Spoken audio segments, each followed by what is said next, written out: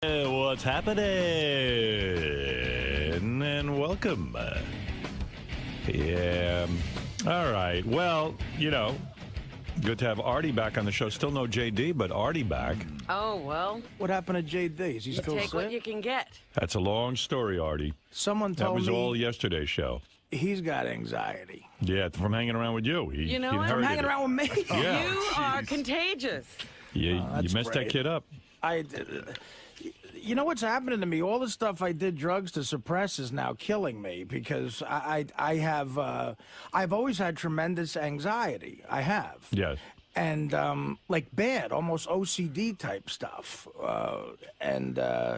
I was, I guess, self-medicating it, and now I have insane anxiety attacks to the point where I was talking to my shrink yesterday, and I said to him, listen, I can't function right now, so I'm going to drink whiskey unless you give me something.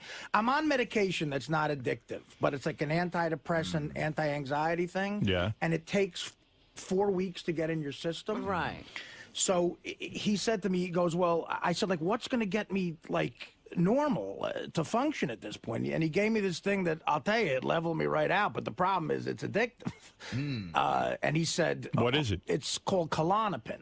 Oh, yeah. Dominic once told me about Klonopin. He knew someone on it, or he took one once I when he thought was... Bob Levy was on it at one Maybe time. he was. I don't know about him. I know he couldn't pronounce it, we were saying. But it's in the Xanax family. It's not as strong. But he's like, obviously the goal is to use this until the other stuff kicks in, because the other stuff isn't addictive. It's just like an antidepressant, but more with... That's why it takes so long to work. But more with anxiety, yeah. You could take 20 of them and nothing different will happen. But I took a few of these last night and a few this morning, and I'm leveled out, man. So, Didn't Dominic once mention this for, like, when you go on a plane, they give it to you sometimes if you can't fly? Yeah, it's Maybe. for being real anxious. Right. Well, so what happened over the weekend to you? Because JD's a whole nother story. JD now is at the doctor because he's freaking out. he wasn't with me, but He couldn't be with you. That's what he told us. He wouldn't have been there. I thought he had like the flu or something. Well, he started out having some sort of physical illness, but now it's turned into a mental thing. Because you can make it, well, you know this, you can make it physical. Right. You can make it to where you're almost throwing up. Like, And that's what he said. He was nauseous and the whole thing. Lisa G's in the loop somehow, and she got him a doctor, and he's going to see the doctor this morning as soon as possible. Talking to this guy, I mean, obviously your guy recommended him. He's good at what he does. Right. Just talking to the guy, when you leave there, you feel okay. Right. It's almost like I want to see him every day.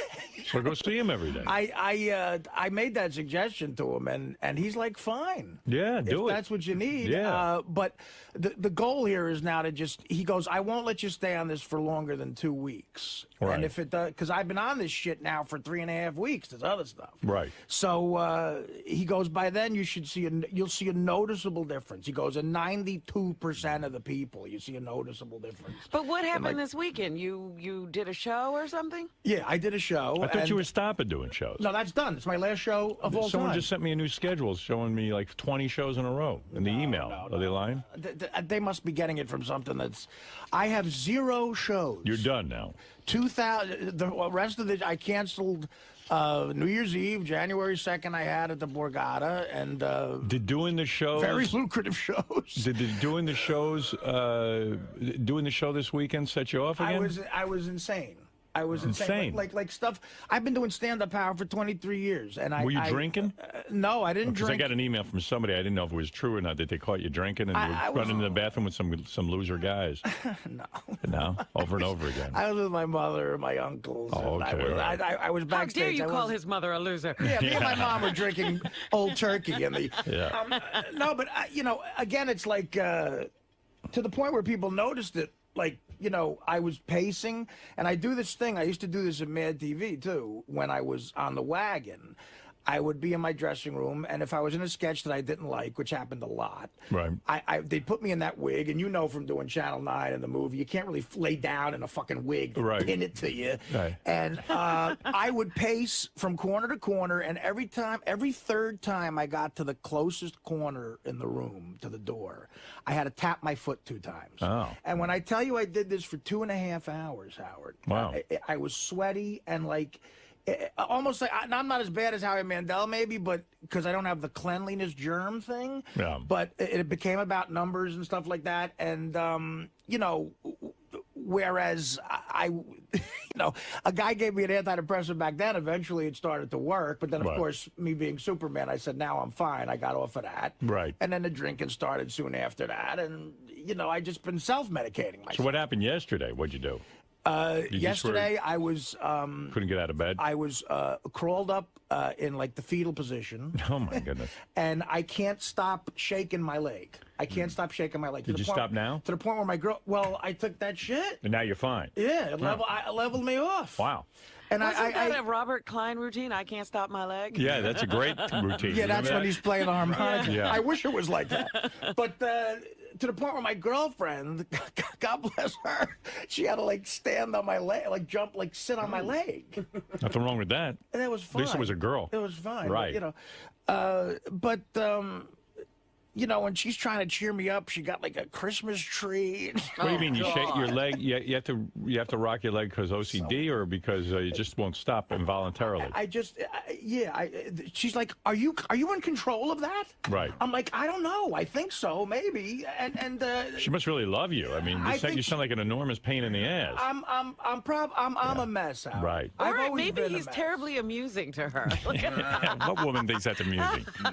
Nobody. No one. It's crazy behavior, and it shouldn't be tolerated by anyone in my life. I don't know what to. So I say to this guy, what if I'm in the lucky 8% where there's medication? Well, let's hope not. He goes, well, there's treatments where you go away and you actually take real intense therapy and. Right. Are we talking shock treatment? I said, you're talking about the loony bin? Because I've been through that, and I don't like sharing the shower with those guys. And he means like a rehab. He means like a kind of, sort of, like how to deal, like, what sober house is? Yeah. How to deal with living in sobriety without self-medicating. But I don't know if that means anxiety. I think it means like learning how to brush your teeth without fucking... Right. You're like Jeff Conaway. Yeah. Without the looks. Kevin, you're on the air. Hey, Artie, those colada pens, you got to be careful with those because if you have any drinks with those, you're going to black out. Yeah, they're like Xanax. Yeah. Well, I didn't threaten my doctor. I just said to him, I said, look, man, I don't know how to get out of this hell, and I'm ready to just go get whiskey. And he's like, well, don't do that. And that's when he brought this stuff up. But right. Yeah, I'm from the northeast of Boston. A lot of kids have been taking those, and they call it tinned out. So just wanted to be careful. Can't you say no to yourself? Can't you just say, listen, maybe this is simplistic, but what the hell? Can't you just say, you know what? I can't have certain things in life. Right. And I've got to just say no to myself. Or I've got to just get through this, whatever it is. I've got to deal with whatever the fear or the pain or that people are going to frustrate the emotions that I come go through up. that. I go through that, and I do. And eventually, hopefully, because I'm still early on in this process of not... Like, I did heroin for 4 years. I haven't done it since April. I'm early on in the process. They say that, for the first year coming off of that shit, if you did it for a while, and I always was proud of myself that I'm not shooting it. He's like, well, that's worse, but still, it's in your system. You're doing it. I didn't realize until I read his biography. Eric Clapton never shot heroin. He just snorted it. He had an enormous problem. Right. And so eventually, maybe that will work in my mind, just saying that. And believe me, I feel like a pussy. I feel like I should be able to, you know what I mean? I should be able to say no to myself. Like, what the fuck is my problem? No, what I'm saying is the reason, here's your problem. I feel like I need a smack. I mean, I'm no psychiatrist, as we know. I'm a disc jockey. No, you're a patient. Right. I'm as whacked out as maybe you are. But you're into it, though. And I'm trying to improve. Yeah. But when you have a mother... See, this gets into mother stuff. Always comes back to that. I get it. I have a feeling, with you it's touchy because you love that mother. I do, but you can't even see the bad side. All you see is good. I understand she's a human being. Right, she's a human being. With flaws. I get it. And your relationship with your mom is very intense. Right. She creates the illusion in you that mommy can make everything great. And if things are perfect with mom, everything will be great. I'm not saying you're on the wrong track, but it's not quite that serious. Not quite. Right. But there's an illusion there that somehow you might be entitled to do everything in the world because you have been shown that you can get what you want. And you've never had anyone really say no to you. Okay. And the problem here, I have a feeling, and this is a guess, that you feel entitled to never have to say no to yourself, to never have to berate, never have to be frustrated by people or life. And that's why he takes the drugs to escape. Well, he takes the drugs because it's very difficult for him to. He also thinks he's entitled to take the drugs. What he's saying makes sense to me on a certain level. But again, another thing where I become a motherfucker in my head is motherfucker. Right? Think Exactly. Okay. Oh my God. A lot of anger there. That was a bad. But there is anger. I certainly felt that way about my father. I felt and when he left, because your mother gave you more than your father did. So we always say that if I had a choice to lose one of them, I would have went with my old man. But now where I think become an asshole, where my head goes, is I feel more entitled because I've helped her out financially. Right. That's even more of like a, you know you what? also have a tremendous burden with her, and you refuse to see the anger in you about it. Not that it's wrong, but you could be angry. You could love your mother and hate your mother. You can have both. Yeah, right. It's right. Well, you said this to me once when we were talking privately, and it's a therapy thing that he's got into, that it's hard to think of your parents as people who could resent you, who could, be jealous of you, right, and you could have the same feelings towards them for certain reasons. And it was always sort of like what you're talking about. But since I'm like, well, shit, you'd be living in a closet without me. I become that asshole, and it makes that even worse. Well, I think the shrink is attempting to loosen you up emotionally so that you can deal with some of this stuff and be emotional and feel love and feel hate and feel anger and not have to medicate because you're afraid of these feelings. Right. I think you do heroin or whatever drug of choice, the drinks, the coke, to get away from any of these angry feelings you don't want to confront. I agree with you completely. So, so I think you're going through something, and God knows what JD's going through. I'm trying to figure out his case. Well, I feel bad for him now. What he's going through anxiety on that level. One more thing. Oh my God, he can't get here. And he's not here coming today? into work. No. He hasn't been here since last week sometime. What is it, Kevin? One more thing. Artie, you're going to do a good job today on the road call with those pins. The road call. Yeah, that's why we got him back here. Jerry, roll call is back. Speaking of road call, I'm going to tell you something about road call. There's controversy with roll call. Jerry, whatever, road call. Jerry, go ahead.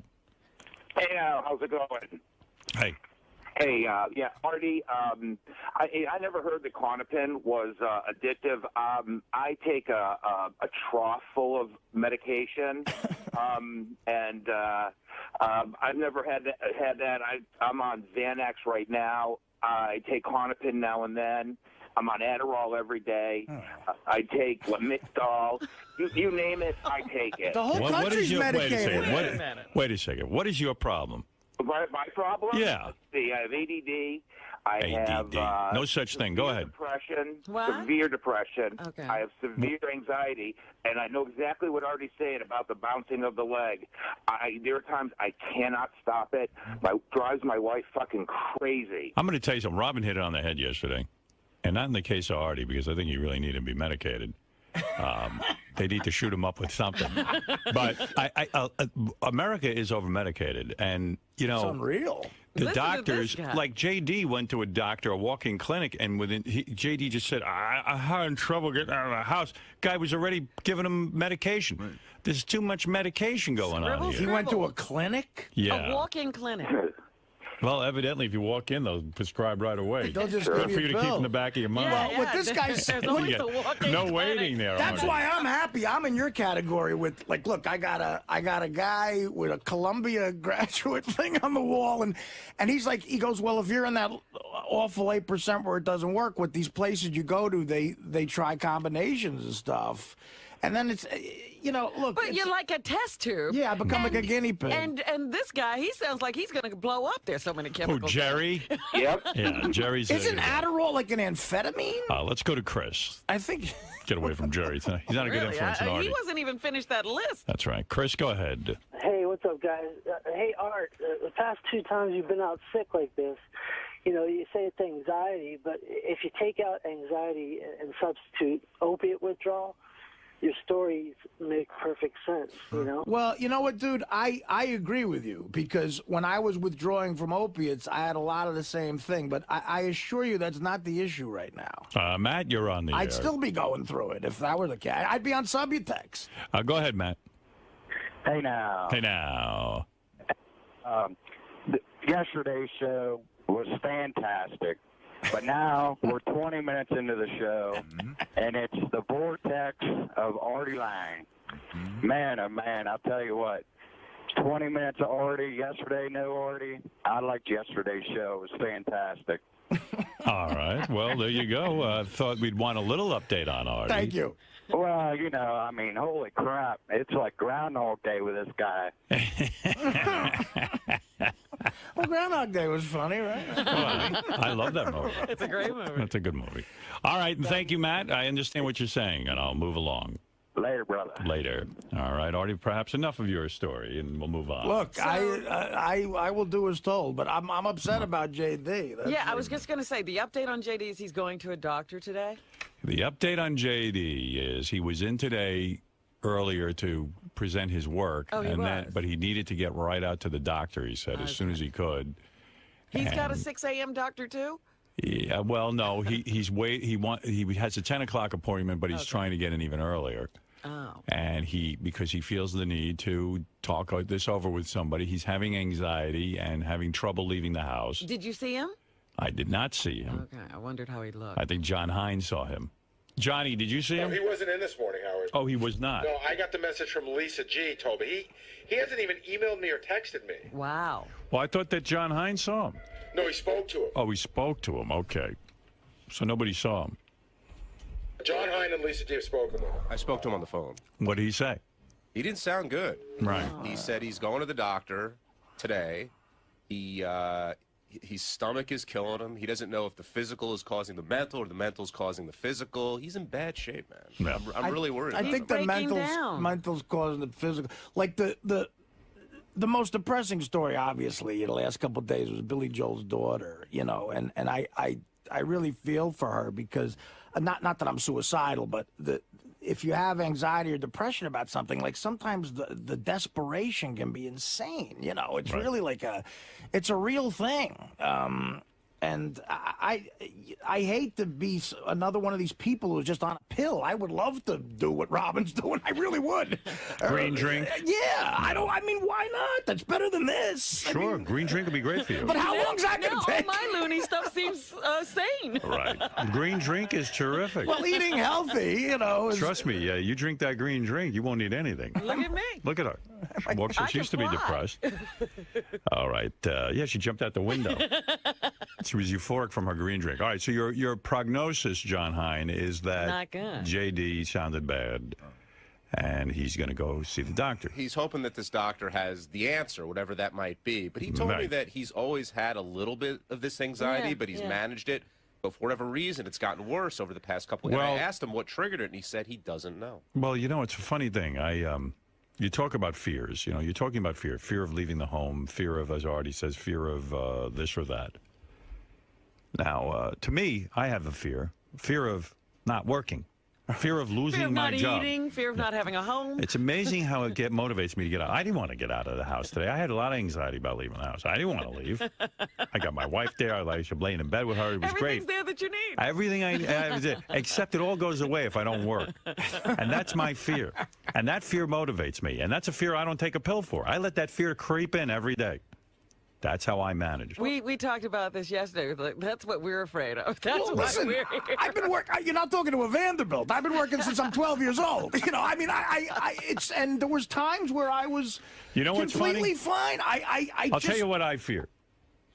I've heard about JD's apartment. I fear I'll end up in JD's apartment. Oh. I want to make enough money I don't have to live like JD. So what do you want to watch on cable tonight? The funniest thing that JD said was, I'm afraid of losing my job. And I said, no, you can be assured of that if you keep this up. I'm afraid of JD wants to be in his apartment. I'm afraid to be anywhere near JD's apartment. Yeah, he should be afraid to stay in that apartment. He lives in a bad neighborhood. Yeah, too, I don't want. He lives in the hood. I'd be afraid to even go near that apartment. So he loves it. When Lisa G did the report with this doctor, the doctor said, yes, they want to stay in their home because their home they can control and it feels safe. I was like, I'd be running from that apartment. You're not kidding. Any place would be better than that. I said, I'd rather be at work than be in that apartment. Well, my shrink told me to have my place redecorated after I got off the shit because he's like, everything reminds you of it.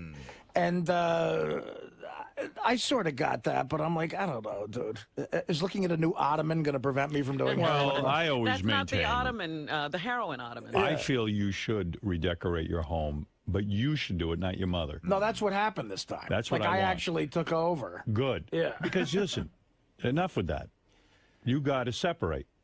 You got to grow up. Well, again, everything goes back to money with me. I go, well, I'll sign the checks, you do this, but that's not taking control of anything. No, signing the check isn't doing anything. You have too many people doing things for you. You got to make decisions for yourself. You got to keep your schedule. You got to do everything. You're the man in control. Listen, I don't know what you saw, but it was bullshit. I swear to I have all of 2010. I have no stand-up. Really? Somebody was. And you know goofing what? on me then. And you know what? It's losing some money, but I could give a rat's ass. I'm getting paid well to write the second book. God bless. And it's Right. all local. What is it, Gary? It's, I guess, I'm looking it up now, but I guess the schedule's on your website, which I know. That never gets updated. That's what I have here. It says here, December 5th, Montclair, December 11th, San Diego, December 17th, Showtime, December 31st and January 2nd, Atlantic City, January 23rd, Foxwoods, and February 12th, Columbus. So you're saying that's not true? That's all the website. They've all been canceled. All right. And the promoters got well within the legal time notice, believe me. All right. And the website is another story. All right, JD, you're off to the doctor. JD's going to give us a quick update. JD, as you know, has been having some sort of anxiety problem. Yes. What's going on here? Everyone says you sound horrible. You look fine to me. Looks like you're capable of working. Okay. He looks the same as he does every day. Yeah, what's going on? Give me it to me briefly. Tell me Overnight, I got like no sleep. Go ahead. Tossing and turning. Stomach issues. Like an ulcer? I don't know about an ulcer. I did after I did take a number 2 about probably like 6, 7 in the morning. I felt better, but still like nauseous and stuff. So then I went over to the store to get some Pepto-Bismol, and I've taken that, and then I took the train here, and I'm feeling it sort of like here in the chest a little bit, just just nervousness. Sounds like and pressure. Stuff. Yeah, and I don't know if it's because of I'm seeing the doctor, and I don't know what's going on or what. So. All right. And you're going to go to the doctor, and what are you on now? What drugs are you on? Right now, I'm still on half a pill of Zoloft. That's it. Who gave you the Zoloft? The other doctor? Yes. Yeah, all right. How long does it take Zoloft to get into your system? And why do you need all this? You're afraid to get out of the house? Well, no, it was just like anxious. I was over anxious and stuff, and that's what the guy, the guy said that was, good. It wasn't as addictive or anything like Xanax and stuff. So I thought I'd take it, and what is it with all the people that work for me? Why are they? Everybody's afraid to leave. I don't know, and why is everyone so messed up? I did not want to be like that, and that's just everything is just feeding onto that, this, and I don't want to be that guy. You were the last guy I thought was going to crack up. I know. Thought you were going to take care of all of us. Yeah, I was dependent on you to hold the thing together. I'm trying now. All of a sudden, you're crack. Are you having a mental breakdown, nervous breakdown? Not like a nervous breakdown, but it's just right now I'm not getting any sleep, and that's just. Are you doing anything weird at home? What's making doing you anything not weird? sleep? No. Yeah, I mean, like, what do you do? Like, you crawl up in a ball like Artie does? No. I'm just trying to lay down and sleep. That's all I've been trying to do. Are you in the fetal position, afraid to leave the house? No, not really. You're just sitting in a chair, won't leave the house. Yeah, I mean. So why do you have to go to sleep? Do me a favor. Here's the way I look at sleep. Why have to go to sleep? No. I'm Listen to me. Dead. All right, listen to me. Why can't you work? I don't understand. So go to work. Let's say you didn't sleep. There are days I can't sleep. Let's say I don't sleep. I say, well, tomorrow I'm going to sleep. Eventually I'm going to fall asleep. I know, and I've came here with hardly any sleep, but my stomach was fucking with me. Listen to me. I'm going to talk some sense. I'm trying. All right, listen. You don't have any guidance in your life. That much I know. All right. You were raised by wolves, I think. I wasn't raised by wolves. Well, I don't know where your mom is and your dad. They're there. I'm going to teach you a lesson. I talked to them. Listen to me. Look at me in the eye. Don't look away from me with that thing you do. All right. You got a little stomach ache? Right. Everybody gets aches and pains. Now you're getting nervous. I don't know what you're nervous about, but listen to me. Now you're nervous about not getting to sleep. Forget sleep. Here's what I want you to do. I'm going to tell you what to do. When you get in the bed, close your eyes and lay there. That's what I've been doing. I didn't finish. You're not listening. Thank you. Thank God Robin's here. When you get into bed, you close your eyes. And if you don't fall asleep, who cares? You're laying there. You're getting some form of rest. You're not getting full sleep, but you're resting. Just lay there. If the alarm goes off and it's time for you to come to work, come to work. And you're going to walk around exhausted. You're going to go, boy, I can't wait to get to bed tonight. You're going to finish your day of work. Then you're going to go home. And you're going to go home and you're going to lay down again. Let's say night 2, you still can't sleep. I want you to lay there with your eyes closed. I don't want you to get out of bed. I don't want you to read. I don't want you to watch TV. I want you to lay there and rest. Then you get up and you come to work. You haven't even fallen asleep. 2 days you haven't slept. Yeah, you're going to be a little cranky, but what's your job? You're going to sit here, you're going to watch TV, you're going to pull clips, you're going to do the best you can. Day 3 comes around. You're at work. Now you go home. Time to go to bed, JD. Uh-oh. Probably won't go to bed. Lay there with your eyes closed. Now, I'm going to guarantee you something. By day 3, you're going to be asleep. You're going to sleep like a log. All right, whatever. And don't get so anxious. So if you don't fall asleep, who gives a fuck? I give a fuck because I feel like shit. Well, you feel like shit, but eventually, I'm telling you, a human being will eventually fall asleep. Okay. I was an insomniac at one time. I never missed a day of work. Right. Eventually, you do fall asleep. Did you eventually fall asleep? No. No. You mean you haven't slept yet? I still haven't. You still haven't slept. It doesn't seem like she sleeps. Right, but you're functioning, right? I'm still here. Green drink. Now, repeat back what I just said. Basically, lay there and close my eyes, and then if I don't fall asleep, get up. Huh? That's fine. You got it. Then come to work. Okay. Now, why are you rolling your eyes? Tell me what. I'm trying. You're making it sound like I can't work, or I'm not. No, or I'm telling you what. I'm giving you what to do. Okay. See, people need guidance. You understand? People are looking to be led. I'm a leader. You know that. You know what they used to write in my camp report? They'd say Howard is a leader, a reluctant leader. Sometimes he assumes the role, sometimes he doesn't. But he's a leader. I'm a leader. I'm a born leader. You ask me something to do, I'm going to tell you. And if you follow it, you'll be fine. Now go to this doctor, tell him your problems, whatever you have to do. Maybe even need a psychiatrist. I don't know what you need. Psychiatry is good. I go to one. You know that. Yeah. And I'm top at the psychiatrist 3 times a week.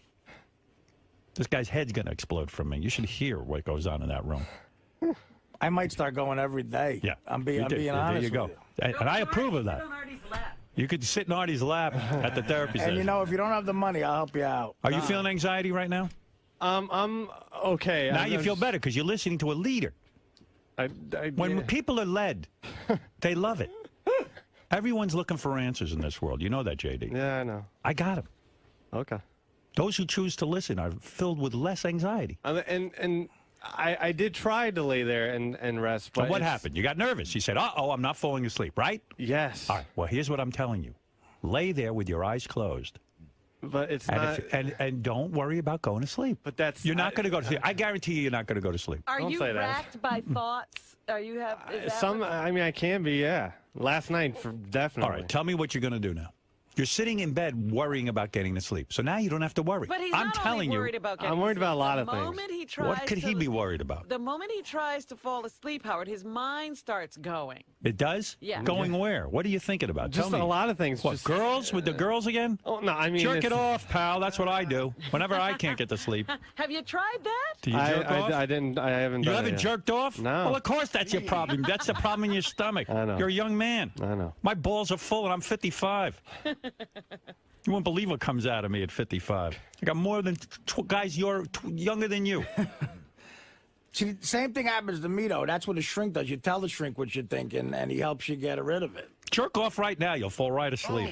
Okay. Wow. Go in Fred's area. Where our kids are. I gotta go. All I right, just JD, wanted to say listen to me. hello and thank JD, you. you're welcome. I know you appreciate my advice. But listen, I do. You don't have to thank me. And support. I got you got my support only to a point. Okay? Now listen to me. I know. Go to your doctor. Tell him your problem. I am. You don't need to rush on medications unless he sees there's something serious. But what are you going to do tonight? You're going to go to sleep. And if you don't fall asleep, you're going to still come to work. Work is most important. Work is everything. I know. No one will love you more than work.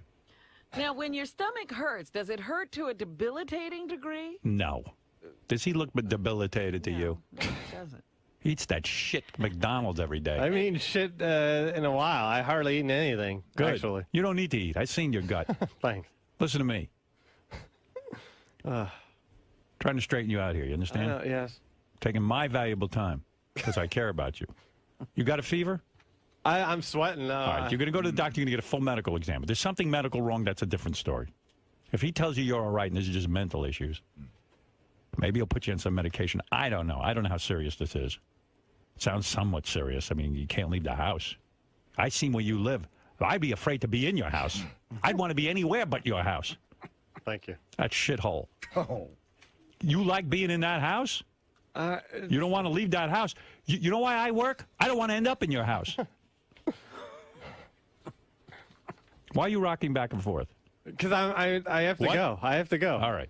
All right. Just listen to me, and I'm being serious now. I love you. I love you, too. All right. And everyone here. You don't love me. But listen, I love you. And here's what I'm saying to you. I want you in here to work tomorrow. I want to sit down with you also and work out new hours. I don't like the hours you're putting in. Okay. You're putting in too many hours into weird hours. You're acting weird with those hours. All right. We're going to figure out a nice, comfortable schedule. We're going to get you on a schedule.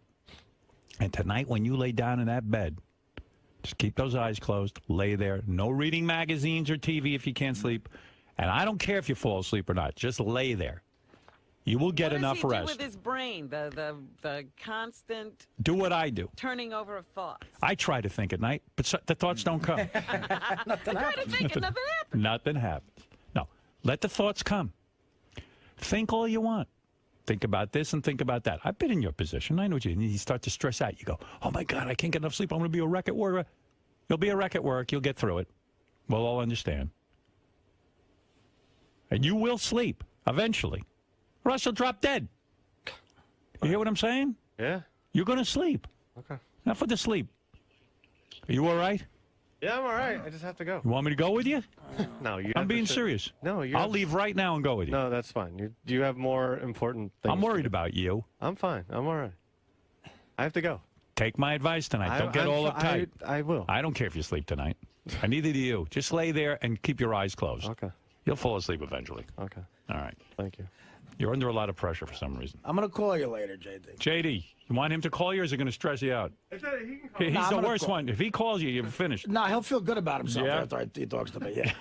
Something tells me you ought to stay out of this one. No, I want to talk to him. Yeah, don't do heroin. No. Yeah, believe me, that's the first thing I'm going to fucking tell him. That's because that turns your thoughts off and your entire life off.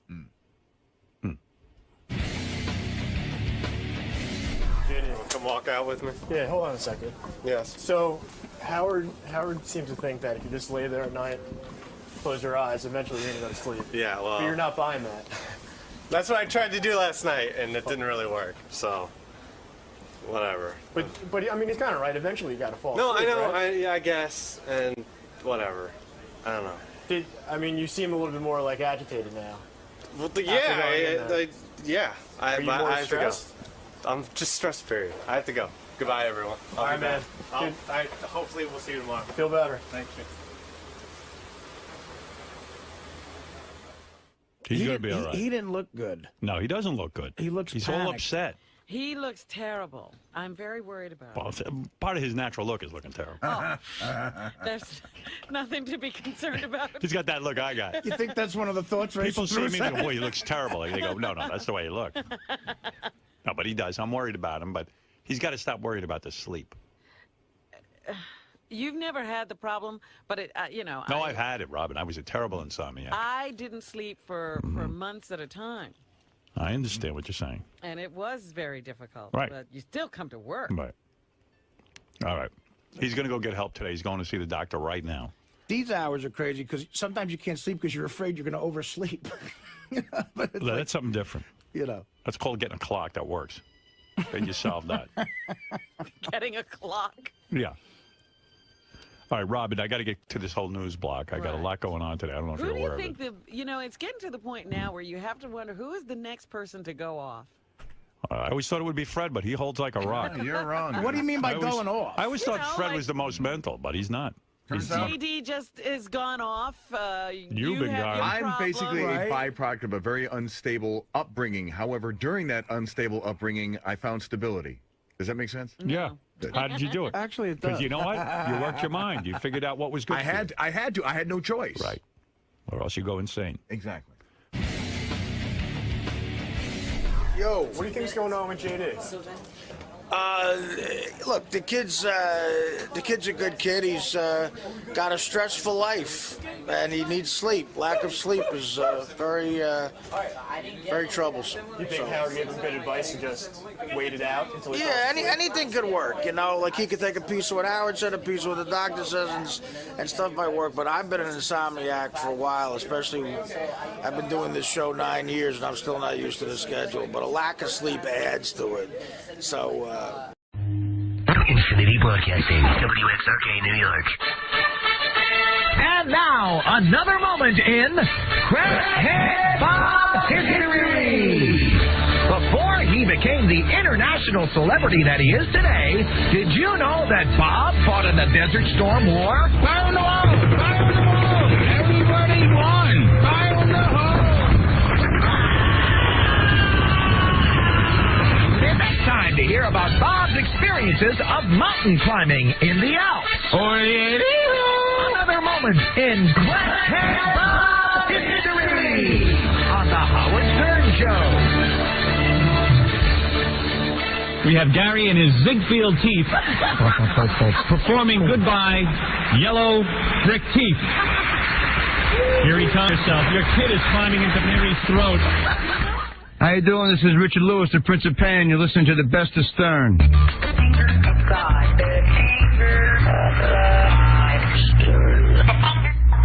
The most incredible and wonderful thing. The Howard Stern Show.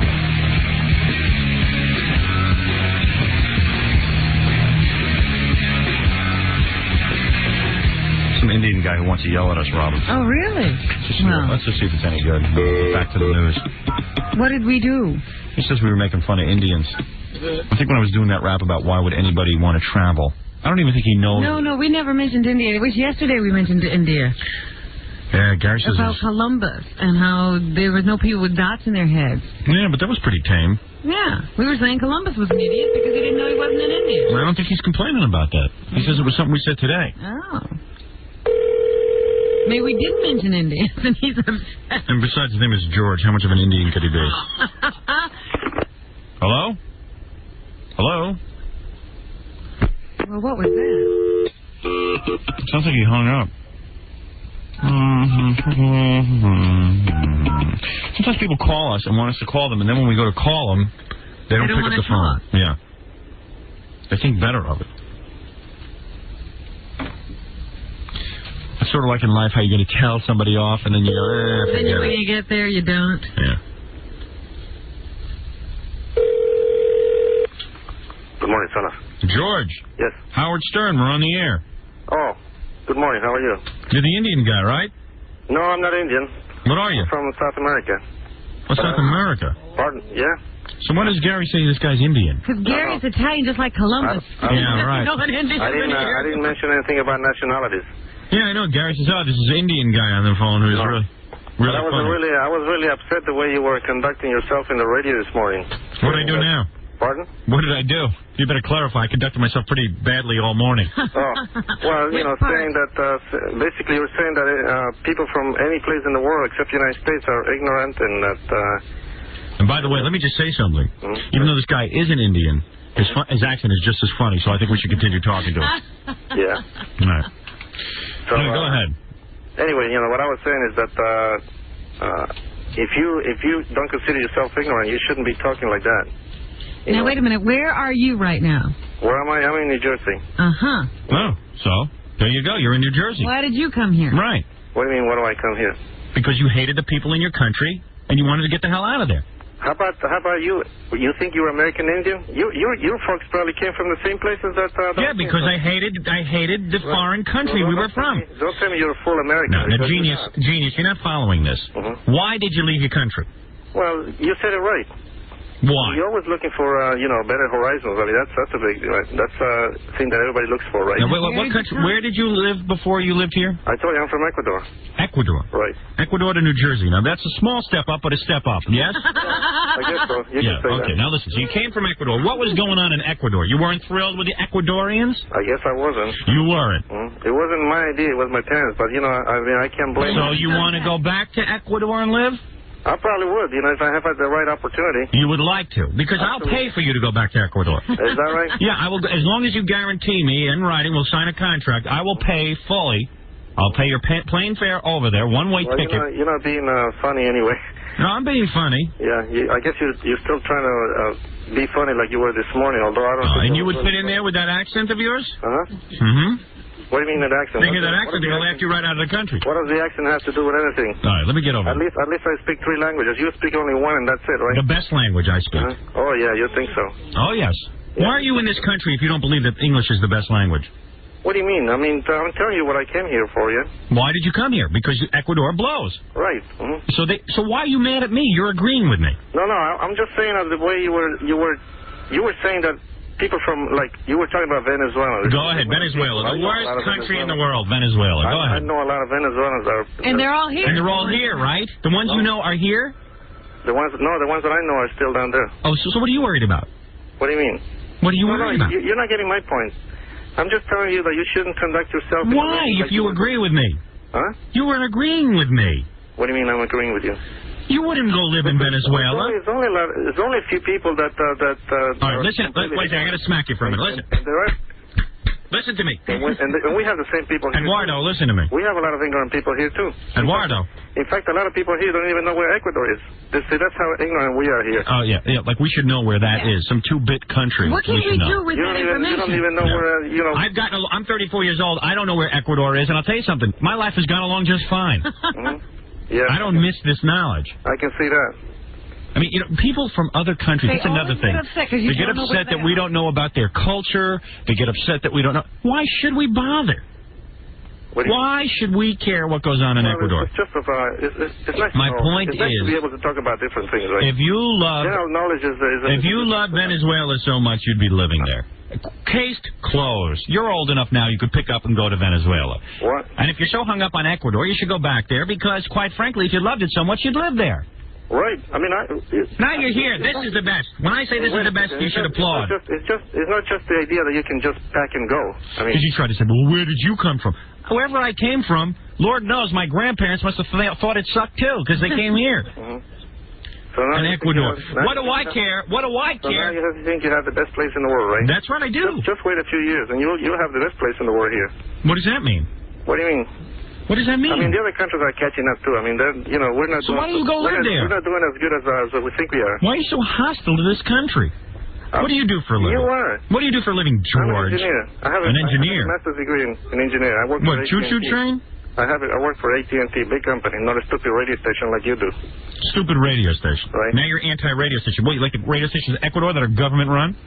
Listen, why don't you go to Ecuador? What do they do? Why don't you go back there and worship a parrot? Because that's what they do there. They got some kind of wacky religion I read about. It's easier said than done. They worship parrots in Ecuador. Do you know You've got money, George. You could go. Yeah, George, if you're such a great engineer, why don't you go over and help your countrymen?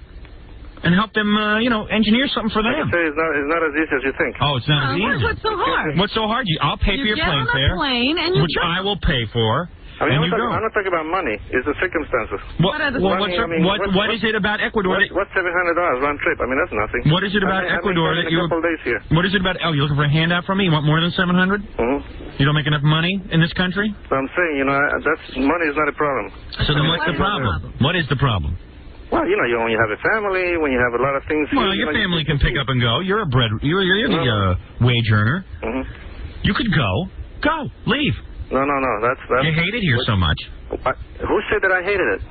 If you're not willing to put it. Is that? Put it above Ecuador. I mean, the reason I'm talking to you is because I said I hated the country. I'm just saying the way you're conducting yourself is you got a snotty attitude. Talking about the other countries like they're the pits of the world. They are. Well, it's my opinion. And you think you're so cultural, right? So what? Well, you see, you go down there. So cultured? No, I don't think I'm particularly cultured. I just have been to other countries and I don't enjoy it, especially France. Go down there and don't have that Spanish accent, or that when you go to Venezuela and see how they treat you. Well, he goes to Ecuador and it's really nice Well, like for him. I may have An American, someone who speaks English. I may have an accent, but like I say, I speak 3 or 4 languages. You're able to. So what does that mean? So you're more intelligent than me, right? Yeah, of course I am. All right, so good. So there you are. Point. Go down there and don't have that accent. Don't speak Spanish to those people. And see how they like Come it. on like I'm your brother. Be a foreigner and see how they treat you. Yeah. Okay. They're real nice. They're real hospitable in those countries. You go to Jamaica, they steal your white women in 2 seconds. You think so? Huh? Oh, I know so. Yeah. I talk to a lot of Americans. They never speak like you were saying this morning on the. Oh yeah. They won't say it to your face, but you go to France and right away they spit in your food because you're an American. But they have a reason for it. What's the reason? I mean, they have a reason. What's the reason? Because we're successful and we send tons of money over to help them? Well. Don't give me And this. rebuilt their country after the war? Yeah, because they couldn't even beat a bunch of Nazis. Save them from the German occupation? About your fat drunks. That's the fault of the governments. I mean, they shouldn't. The fault of the governments. The governments are the people, my friend. And Ecuador has a lousy government. Oh, I agree with you. And you should go live under it. Huh? You should go live there. You. Oh, hey, you too, man. And don't use dirty language. Thank you. Don't use dirty language. That's no way to make your point. I just had to bleep him, Robin, because he used the speaks F 3 word. languages and still has to resort to that. You had to resort to that? Listen, you're missing my point. Well, you have every right to be. You're still making fun out of people. I mean, that's what I hate. I don't like to see somebody making fun out of somebody else. Hey, why don't you go back to Rio? Go see the topless babes. What do you mean? You don't see that in Hackensack. Go get your head examined. Oh yeah. So just take it easy. Okay. All I'm saying is you must agree with me if you're living here. You can only take so much. Yeah, you must agree with me if you're living here. Yeah. Robin, is this Meg's brother with an accent? No, I think And there's millions of people that are doing the same thing. I'm not the only one. What is that? There's millions of people that are doing the same thing, not only me. So yeah, there's a reason because How do you this is the think we best got country. these stories? I mean, how many They go immigrants? away and come back. Yeah, how many immigrants we have in this country? Too many. Yeah. Obviously, guys like you don't appreciate it. We have to limit them. You There's so too. many people. I wish you'd go back. I don't know why you don't go Why back. don't you go back with your relatives? Go back to Because I think it sucks there. I'm willing to admit it. You're not. It's the difference between me and you. I'm honest and you're not. Yeah, but you're still, that's not the way to, like I said, that's not the way to express yourself in the radio. All right, enough. Let's party, all right? Let's be amigos. Okay. Let's party. Stick me at the cockfights here. I don't have time for ignorant people. I don't have time for ignorant people, okay? So goodbye.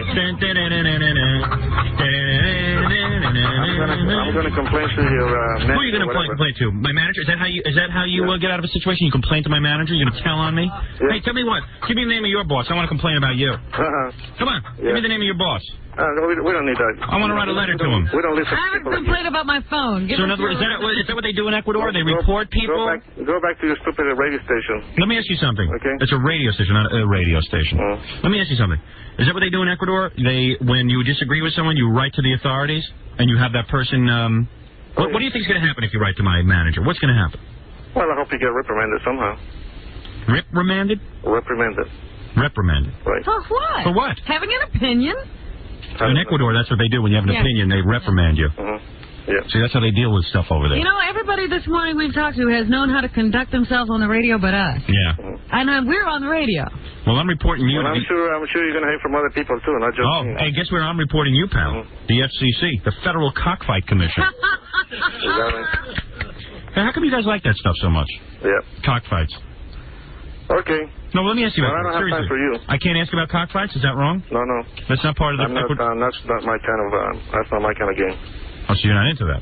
No, there's something we agree on. I don't particularly like watching chickens fight each other. Yeah. Yeah. Listen, let me just say something to you. I think that you're going to come around and understand that what I've said on the radio today most certainly does not disagree with what you said. You hated in Ecuador. You came here. I hated in Ecuador, and I don't want to visit. I didn't hate Ecuador because when I came, I was a little kid. I didn't know what the hell. You have no idea what Ecuador is like, but you know it was nice enough here that you I didn't know what the hell I was doing when I came. Why don't you go back there and live there for a couple of years and find out what it's like? And then you will call me and say, thank you, Howard. Okay? Yeah. Okay. I'll do that. I'll send you a postcard. And read the Constitution. Okay. Wait till you watch the TV there. You know who the biggest star is to come out of Ecuador? That little midget tattoo from Fantasy Island. When it comes to general knowledge, I know more than you people. I mean... So why are you telling me to read the Constitution? Because we have a First Amendment here, and opinions are, No. right to have. He's from Ecuador. He doesn't want the people up here. This is not national radio. We can say anything we want. Yeah, the government doesn't come in and slap you. Well, sometimes they do. That's why we're so up here, because of all that freedom. Here we go. Another dirty word? Please do not use dirty words. Because of all the freedom we have. Oh, we have too much freedom. So let me ask you this. You say we have too much freedom in this country. Too much freedom. That's what we're doing. That's why we're getting carried away with so many things. You would like to see some of the freedoms cut back in this country? Well, you've got a lot to learn. We need to do something like that. We wouldn't have so many crooks. So many crooks. Right. You think by augmenting what is said on the radio, we will have less crooks? I do. Well, not only on radio. I mean, it's different things. I see. You're a very dangerous man. I am? Yes. Well, good luck to you and your family. And since things are so better overseas, I guess you'll be living there very soon. Go back to South America where they're... And I hope you clean your mouth, okay? I'm not going to clean my mouth. Okay, goodbye. I don't have time. No, I don't have time either. Hey, I don't have time either. I'm hanging up on you first. I think he beat you. Well, it's the only thing he'll ever beat me out because I'm Mr. America. We have too many freedoms. That's the first I've heard that. Yeah, but they have freedoms over there to do cockfights. They have too much freedom time is what it is. You know, Frank Perdue is like Jesus over there. He's like the head man. They have so many crooks in the government. I know. Oh, not to mention. Oh, my goodness. You know the real McCoy's Pepino? He's a national hero over in Ecuador. They're still living back in those days. Anyway, Robin, I got to take a break. I knew that guy'd be worth calling. Oh, boy. What a hell of an Indian. Just those dots in the middle of their heads. Drives them nuts. All right, we'll be back right after this. What he is, I don't know.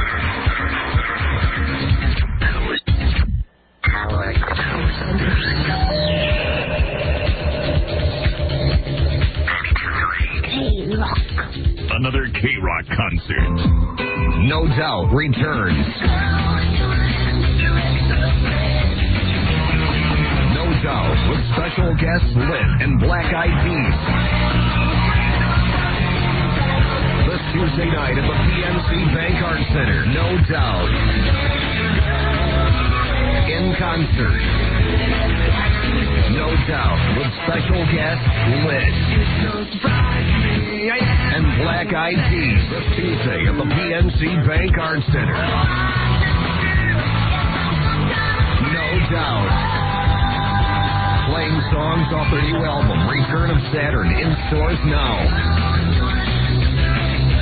Get tickets at all Ticketmaster outlets, phone cards, Ticketmaster.com, and at the PNC Bank Arts Center box office. No Doubt this Tuesday at the PNC Bank Arts Center from SFX Entertainment.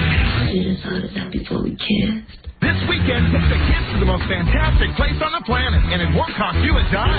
The CBS Kids Show with Anatole, Blasters Universe, Rescue Heroes, Flying Rhino, Junior High, New Tales from the Crypt Keeper, and Mythic Warriors.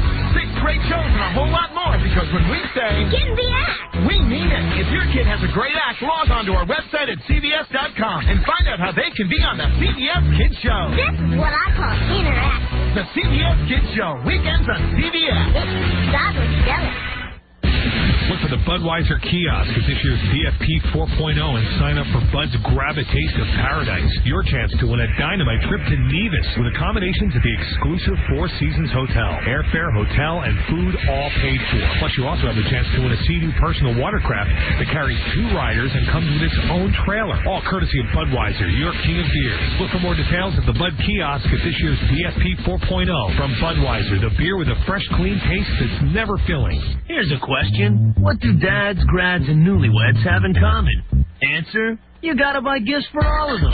Got a lot to get this June? Then you gotta get to the Wiz, because that's where you'll find all kinds of great ideas. No question. Give a Philips dual deck CD recorder while it's on sale for just $449.99. The optical digital inputs and double speed recording makes it fast and easy to mix your own CDs. Or is someone you know into video? Then check out Toshiba's awesome DVD player with built-in Dolby Digital and dual tray. It's on sale for just $299.99 at the Wiz. And how does this sound? Lots of new releases like B.B. King's Making Love Is Good For You, The Temptations' Irresistible, and Bon Jovi's Crush are just $12.98. That's $2 off. Still questioning where to go? There's also lots of air conditioners at great prices too. Plus, use your Wiz card for $299 or more and put no money down and pay no interest till June 2001. Last question. Why aren't you at the Wiz yet? Answer that. The Wiz, your ticket to entertainment. Here it is June. Almost a half of year since the dawn of the 21st century, the new millennium. And nothing's changed. What's that you say? How can I say that? Easy. Because with just about $3,900 in tax out of pocket, you can still lease a new Honda Civic LX for just $89 at Planet Honda. Or you can still lease a new Honda Accord LX for just $119 at Planet Honda. Both for 39 months with approved credit and no deception. That's another thing that hasn't changed at Planet Honda. It's a Honda Civic LX for just $89 or a Honda Accord LX for just $119.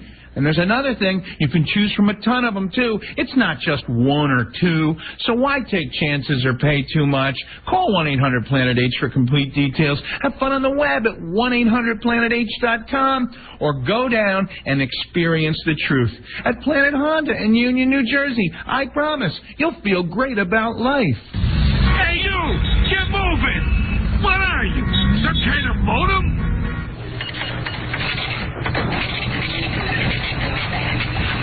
That'll be $169.95. Oh, I left my wallet at home. Mom. What, honey? Jimmy called me a modem. I'm calling his mother. Good. Still using the M word to connect your business to the internet? Time for Concentric DSL. High-speed internet access that's always on for the whole office. We'll handle the entire process, from managing installation to technical support. See, there is a difference in DSLs. Go with the leader in business class DSL, Concentric, your internet service partner. Call 1-877-GET-X-DSL or go to concentricdsl.com and ask about our special offer. Free installation, free hardware, and our free 30-day money-back guarantee. DSL service by Kovat. What is this? J-Tech Online. J-Tech Online. Oh, this is a great service. Robin, you know in the radio business, you're accountable for everything you do. That's right. And our friends at the FCC see to that. They constantly police us. Every word. Right. Every word. Why should it be any different in the world of online trading? Yet, it seems there's only one brokerage firm that gets it, Daytech Online. Daytech is absolutely committed to executing your trade in the most efficient manner possible. In fact, if Daytech doesn't execute your order within 60 seconds, they'll waive their commission. 60 seconds? That's pretty fast. That's right. Imagine that. Someone actually willing to stand behind what they do. And what will they do if they don't do it? They'll actually kill themselves. No, they waive their commission. Wow. Which is unheard of in this industry. Now that's standing behind it. That's putting the power of professional trading tools in the hands of everyone. To learn more, I beg of you, please visit Daytech. That's DATEK.com. That's DATEK.com, Daytech. 60-second commitment applies to online orders that are marketable after 9:45 a.m. Eastern Time. Certain restrictions apply. See our website for details. System response and access times may vary due to market conditions, system performance, and other factors. Member NASD SIPC. 92.3 K-Rock. The Howard Stern Show. You got the long hair, okay? You got the big nose. It is disgusting, yes, yeah. When you have the females on the show, he is very much disgusting. Yes, he is. He's very much disgusting. He made me sick. And now a man who makes even the homeless sick to their stomach. Howard Stern. So anyway, last night was another hectic scene. It always seems the Thursday before I have to tape a TV show. This is the last TV show we're going to tape this week. And boy, oh boy, I can't wait for it to be over. I must tell you. We decided to play the newlywed game. You know, we figured that'd be a good way to go out. And we're going to have, like Robin would be the guy, the host. Rob Eubanks. Bob Eubanks. You'd be Bob Eubanks. Rob Eubanks. Ladies, what will your husband say is the favorite place to make whoopee? So we're going to have you be Bob Eubreasts. Oh, you. I can be Robin Eubanks. Robin Eubreasts. Robin Eubreasts. Now you're getting away from Eubanks. That's a quantum leap there. Bob Eubreasts. And Bob Eubreasts. What about Bob Two Banks? What do you think of that? Bob Two Banks instead of Bob Eubanks. I don't know. That's a little obscure, don't you think? Well, anyway, let's not get hung up on names for Robin. We'll come up with one. So we're going to do the Newlywed Game, and I said, get me a couple of celebrity, my wife and me against a bunch of celebrities. Right. So I don't know. They were going around. We almost had Steve Guttenberg. Steve Guttenberg backed out because his wife didn't want to do it. I thought she did. Well, I don't know. Now he says his wife doesn't want to do it because it seems Stuttering John is a friend of his or something. And you think I was asking him to come on and split the atom. All I want him to do is, play Newlywed Game against me and my wife. So then we had, we sent in a note to Roseanne and Tom. They didn't want to do it because I'm mean to Tom. Yeah. And we're not going to do it and stuff. And then I just tried about everyone. We were down to I don't know. Just about everybody. And it just wasn't working out real good. So then I said, you know what? Joe Piscopo, no? Joe Piscopo was busy. It's just everyone was busy. Joe still might show up. We don't know. It's just everything's very vague. Oh. Okay? Joe had business meetings. So what are we doing today? So I decided last night, okay, since it's like the wrap-up show of the year, and we're going to be doing like wrap-up segments and sort of like resolving a lot of things that haven't been resolved all year on the show, why don't we just play Newlywed Game between me and my wife against Fred and his wife, against Gary and his wife, and Stuttering John and his new wife. You know what I mean? Yeah. So we can play against ourselves. Okay, so I thought about it. I said, hey, it might be pretty funny, actually, to see who knows who the best, and we might find out some funny. Well, you've been married 150 years, and you're playing against people who've known each other for 10 minutes. I know. But, Robin, if you've got a better idea, go ahead. And please come up with it. If you've got better celebrities than that, then you go ahead and find them, and you put the show together. So, anyway. So then all of a sudden, I couldn't get Baba Booey's girlfriend to do it. Yeah? Yeah, so I had the TV show called Baba Booey. So quick, get your girlfriend down there. Oh, no, she won't do it. So I was like, what is he marrying? Lady Di? I mean, what do you mean she won't do it? What, has she got an image or something? So then I called Gary, and I go, Gary, this is how we make a living. It's got to be as important. You see, you got to understand something. If I'm not successful, you're not successful. You're drawing a fat paycheck. Yeah, we're in a bind, number one. We're in a bind. If I can't rely, he goes, well, hey, look, man, I'm there 100% for you, which is true. Yeah. I'm there 100% for you, but, I can't force my girlfriend to do it and stuff. So I said, well, my wife doesn't exactly want to do a lot of stuff I ever do. But you find ways of making her do it. You explain to her, hey, the economy's pretty cold out there. You know what I mean? They could be taking it out of here tomorrow. And then it started to dawn on me that, these guys, like a Gary, doesn't have the same vested interest in the show that I do. No. But yet he should. But let me just go through the whole story, okay, before you say anything. So I called up Dan and I said, Dan's our producer on the TV show. I said, this is ridiculous. Newlywed Game, we can't get Gary and his girlfriend. And I know I could have called up Jackie and Nancy and had them play, but I know, first of all, Jackie's a writer on the show, and I need him to write. And number two, Nancy's very showbiz. I wanted some people who weren't so comfortable. Yeah, because she'd be too into it. Yeah. And Jackie's too showbiz. I mean, he's too savvy, I know Fred's girlfriend isn't that showbiz, and Gary's girlfriend certainly isn't, and John's new girlfriend isn't showbiz at all. I thought that Fred's girlfriend was an actress. Yeah, she is, but she's also kind of demure. She's kind of shy. Who would know? We never see her. Well, the times that I've seen her, which is once, she seemed kind of shy and reserved. And we know so little about Fred. That's true. Maybe we could find out something. Right. And we know so much about Jackie. And Jackie's wife would have sex on camera with Jackie. That's true. So it's but then again, maybe that's a good lash. I don't know. I don't know. So, anyway, so I said to Gary, I said, all right, well, I had my whole conversation with Gary. Then I called Dan. I go, you know what? I'm really pissed off. Yeah. I go, this girl is going to be married to Gary. She won't help us with our TV show. We're really in a bind. He knows how much of a bind we're in. He can explain it to her. I'm not going to their wedding. I got that pissed. I said to Dan, I'm not going to their wedding. I can't go to someone's wedding who's my enemy. She's the enemy to me. Oh, come on. You know me. I get crazy. I was in a fit of craziness. Okay. I was going to say, Gary, this surprises you. But I get crazy. Either you're with me or against me. Even Gary fraternizes with the enemy. Yeah, constantly. Constantly, and it does bother me. It bothers me a lot. Because let me tell you something. Those guys will have no mercy when we're down on our ratings. Absolutely. Don't fraternize. They're not your friends anymore. They're out to make sure that you don't make a living. I don't fraternize with any of them anymore. Okay. That's good to know. I don't. I know people think I'm sick, man, but hey, I view it as, hey, there's a guy trying to take away my living. This is an armed camp. Yeah. Why not? Hey, two competing companies. Two computer companies have the same thing on the market, and they're worried about industrial spies. Mm-hmm. They don't fraternize.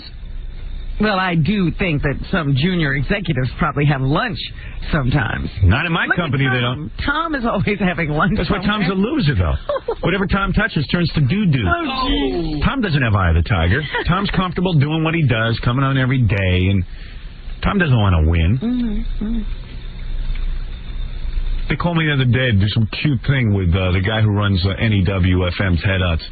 I said, I don't do cute things for him. They did? Yeah, I said, get lost. I'm not talking about him. He's a jerk. The guy was once my friend years ago. See, it was good. James, help the telethon. She keeps trying to reel him in, and he won't stop. She's like, okay, like kind of get over it. Yeah, let's get off of it and get on to something else. Dennis James never talks like this, but he got me kind of angry. He got me kind of angry. You know what would be funny, Jenks? Yeah. Like if you could have like gone down there and then Dennis James could have like thrown you out a window. Like pick him up and throw him through the glass. I thought he was going to walk off the set. He was red faced and he was really bad.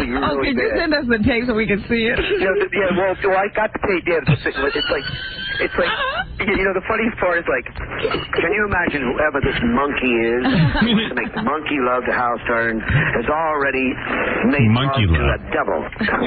I like when Florence Henderson says, I don't think that's Kathy Lee. I don't think she would do something like that, like make love to Howard Stern. Oh, well, Howard, see, what happened was I was watching the TV feed when I was doing this live. I like when she said you have bad karma.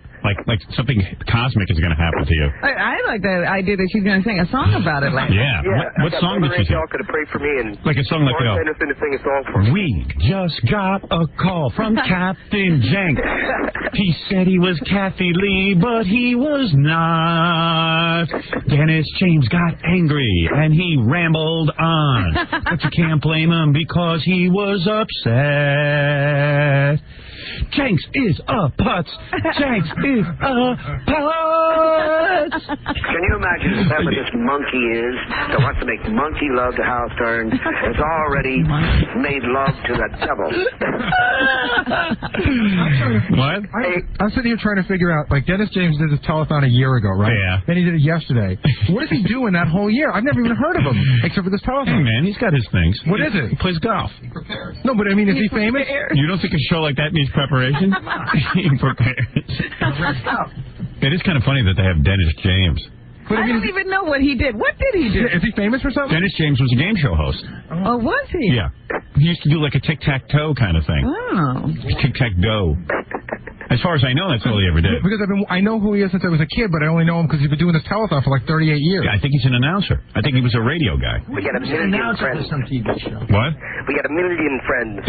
We got a million friends. Yeah, you know what's funny though? Come on, everybody. Florence Henderson, I think she knew as soon as she heard my voice that it wasn't me, because she actually was looking at the producers going, that's not Kathy Lee, shaking her head. And at one point she even stepped out of the camera shot and leaned forward to tell one of the producers. She should be a private eye. Yeah. Well, it was so funny to me. I don't know who you got through to get on the air. That's amazing. Let me hear that again, the first part. Just a little part, like where you are Kathy Lee. Oh, okay, let me rewind it. Like Frank and I. Frank and I. All the Kathy Lee things. Yeah. And Cody. And Cassidy. That's more like it. Okay. When he says $500. We're so lucky because Cody and Cassidy are normal and healthy. You first pledged $500. Okay, here it is. That was funny when you pledged $500. Yeah, because they got disappointed. They didn't want $500 from $500. Honey, you're a millionaire. Here it is. Go ahead. Hello. Yes, hello. Who's this? Hi, this is Kathy Kathy Lee Gifford? Kathy. Hi. Hiya, Kathy. How are you? Great. We just heard something, Kathy. What did we hear? Frank and myself are committing to making a $500 pledge to cerebral palsy. $500 pledge. $500,000. Aha! That's what I thought we heard. Hey, Kathy, this is Jack Hausman. Hi, Jack. This is the greatest news we've had. It's just fabulous. You tell Frank I'm going to play him even in that case. Okay, well, we're fortunate that Cody and Cassidy are healthy. And I'd even like to make a confession, if I might. Sure. I would love to make hot monkey love to Howard Stern. Yeah, that's what I thought. I don't think this is Kathy Lee. Well, I don't think so either. I was really afraid of. unfortunate to happen. He was afraid of well, that. That's bad karma for whoever's doing it. Karma. Whoever made that call. God bless karma. you. Studio Always. Jenks is 30 years old working in a gas station. I think he's got all the best karma you can get. How much worse can it get? Well, the point. Hold on a minute. The point is that it's a real shame on Kathy Lee's behalf. We were with Frank Gifford at the Sherry Netherlands Hotel of the Caprani restaurant just the other day. So that's why we name dropping. It had some authenticity. That's why we kept it in fresh palm until we waited till we heard the voice. I was trying to hear the voice before we went on. Just say it's a phony phone call. Get on with it. This kind of bomb to happen to us, but we'll make a positive out of it. Can you imagine whoever this monkey is that wants to make monkey love to Howard Stern is already That's a racial slur. love to the devil. Hey, you know what's funny about that too? Yeah. I was watching the telethon. I didn't get to see that, but it was like so boring because Florence Henderson was singing every minute, and it was just boring, Yeah. If something like that happens, at least it's, It got them all excited. It got them $25,000. I say They woke up. I say you're gonna have good karma. I wish somebody would pay me $25,000. You deserve it. It was so funny. Like, he talked about it, like, for the... Gave him something. It brought him to life. It gave him something. It gave him a purpose. I mean, and then the rest of the whole telethon, he's back to, glomming money off of the poor viewers. Gave him a reason to go through the rest of that telethon. Right. That was his, his cause. His reason debt. Oh, dear. Now we're going to have John Ritter on our case. Yeah. Do you think that Kathy Lee found out about this?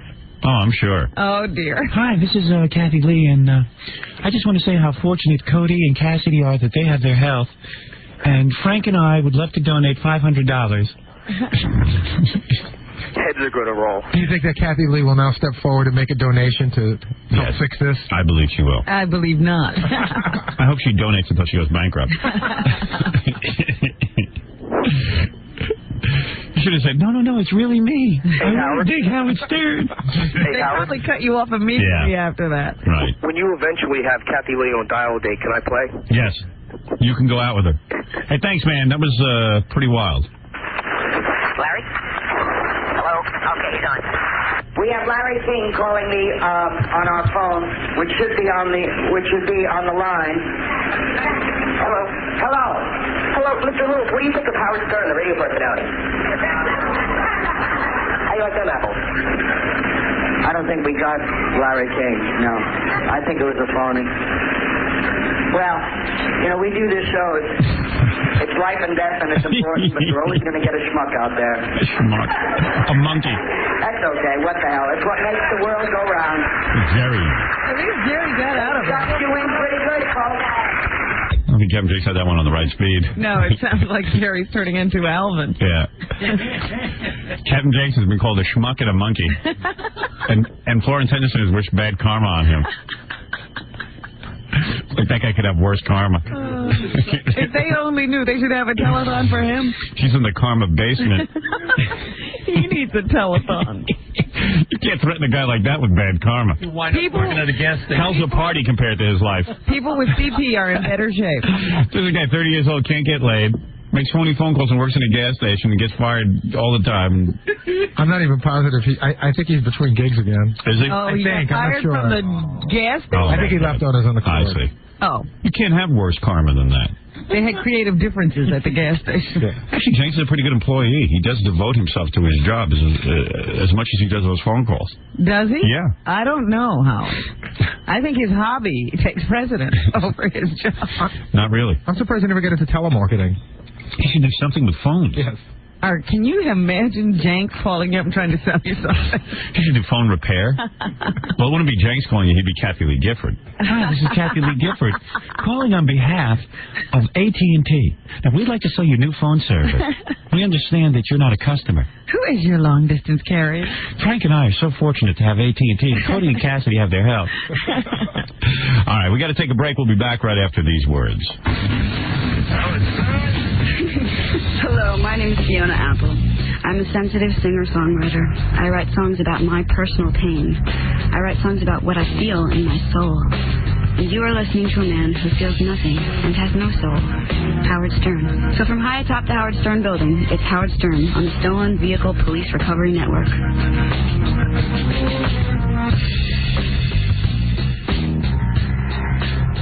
92.3. K-Rock presents the return of Metallica. Metallica tattoos the earth. July 20th at Giant Stadium. It's on Saturday at noon at all Ticketmaster outlets and Ticketmaster choice by phone. If you have a 93 card, you can buy Metallica tickets before anyone else. Tomorrow afternoon starting at 3. K-Rock presents Metallica. Metallica tattoos the earth. K-Rock.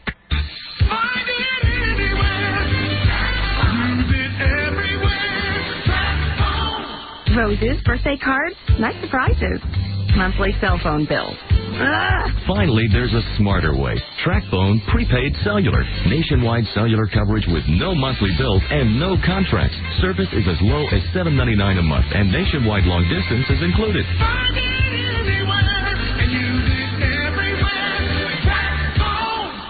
My own cell phone? Love it. TracFone Cellular is for everybody. There's no age limit and no credit checks. And right now, get a Nokia 918 phone for as low as $19.99 after a $30 mail-in rebate. Talk with the experts. TracFone. Available at participating big Kmart.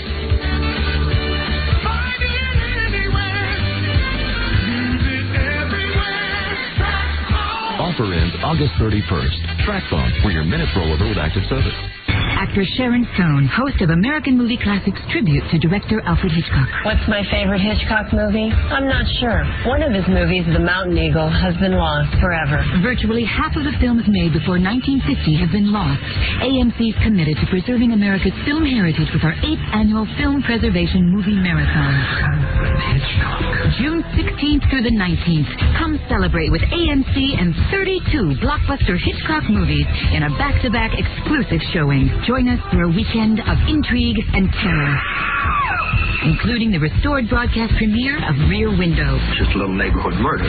Plus original programs and insightful movie introductions from hosts Martin Scorsese and Sharon Stone. I'll be safe and sound in this studio when I host AMC's 8th annual Film Preservation Festival. On American Movie Classics, great movies and the stories behind them. Watch The Birds tonight at 8 p.m. on AMC. Bud Light presents Real American Heroes. Real American heroes. Today we salute you, Mr. Pickle Dick Speed Eater. Mr. Pickle Dick Speed Eater. Ignoring all you know about pigs and where they live and what they step in. You look at their pickled paws and say, yummy. Look and taste it. Craving only the most daring meal, you pass up the cow tongue, skate by the head cheese, dismiss the Rocky Mountain oysters. But a pig's foot soaked in pickle juice, now that's good eating. So crack open an ice cold Bud Light, Mr. Pickle Pig Speed Eater, because it takes guts to eat those feet. Bud Light Beer, Anheuser-Busch, St. Louis, Missouri. Dirt, the earth upon which I trek, so rich with minerals, giving the delicate spring crocus the energy to spread its roots and wind its way through your surface so that it can meet the day sun. Dirt, you accept summer's rains with open arms, if you had arms, and beckon the water from the sky to keep you as soft as a feather bed. You are a godsend. You are beautiful. You are dirt. Just an example of how folks who own or lease cheap vehicles look at stuff like dirt with passion. Wouldn't you if you had the off-road capability of a Grand Cherokee, or Wrangler? Their rugged good looks and the rich heritage only Jeep can claim? Are they pure allegory? Are they free verse haiku in 2/3 time? Nah, they're Jeep vehicles, and they kind of even out the whole man versus nature thing. To find out more about the full line of Jeep vehicles, see your local Jeep dealer. Jeep is a registered trademark of Daimler Chrysler. When you feel desperate, do you find yourself saying, "Was it over when the Germans bombed Pearl Harbor?" Are you the kind of person who interjects phrases like, "Snap out of it," or "Yo, Adrian," into everyday conversation? When someone doesn't show up, do you say, "My best friend's sister's boyfriend's brother's girlfriend heard from this guy who knows this kid who's going with a girl who saw Ferris pass out at 31 Flavors last night"? If so, then we've got a program for you. TNT Saturday Night New Classics. Every Saturday night, TNT plays films that define a generation. Movies you love, like Animal House, Moonstruck, Top Gun, and Ferris Bueller's Day Off. Flicks that give you great comebacks, like Won't Go to Bed Till I'm Legally Wed. TNT Saturday Night New Classics. TNT loves them as much as you do. TNT's now dedicating every Saturday night to the movies you love with the TNT Saturday Night New Classics. Tune in this week to catch Animal House. You know the one.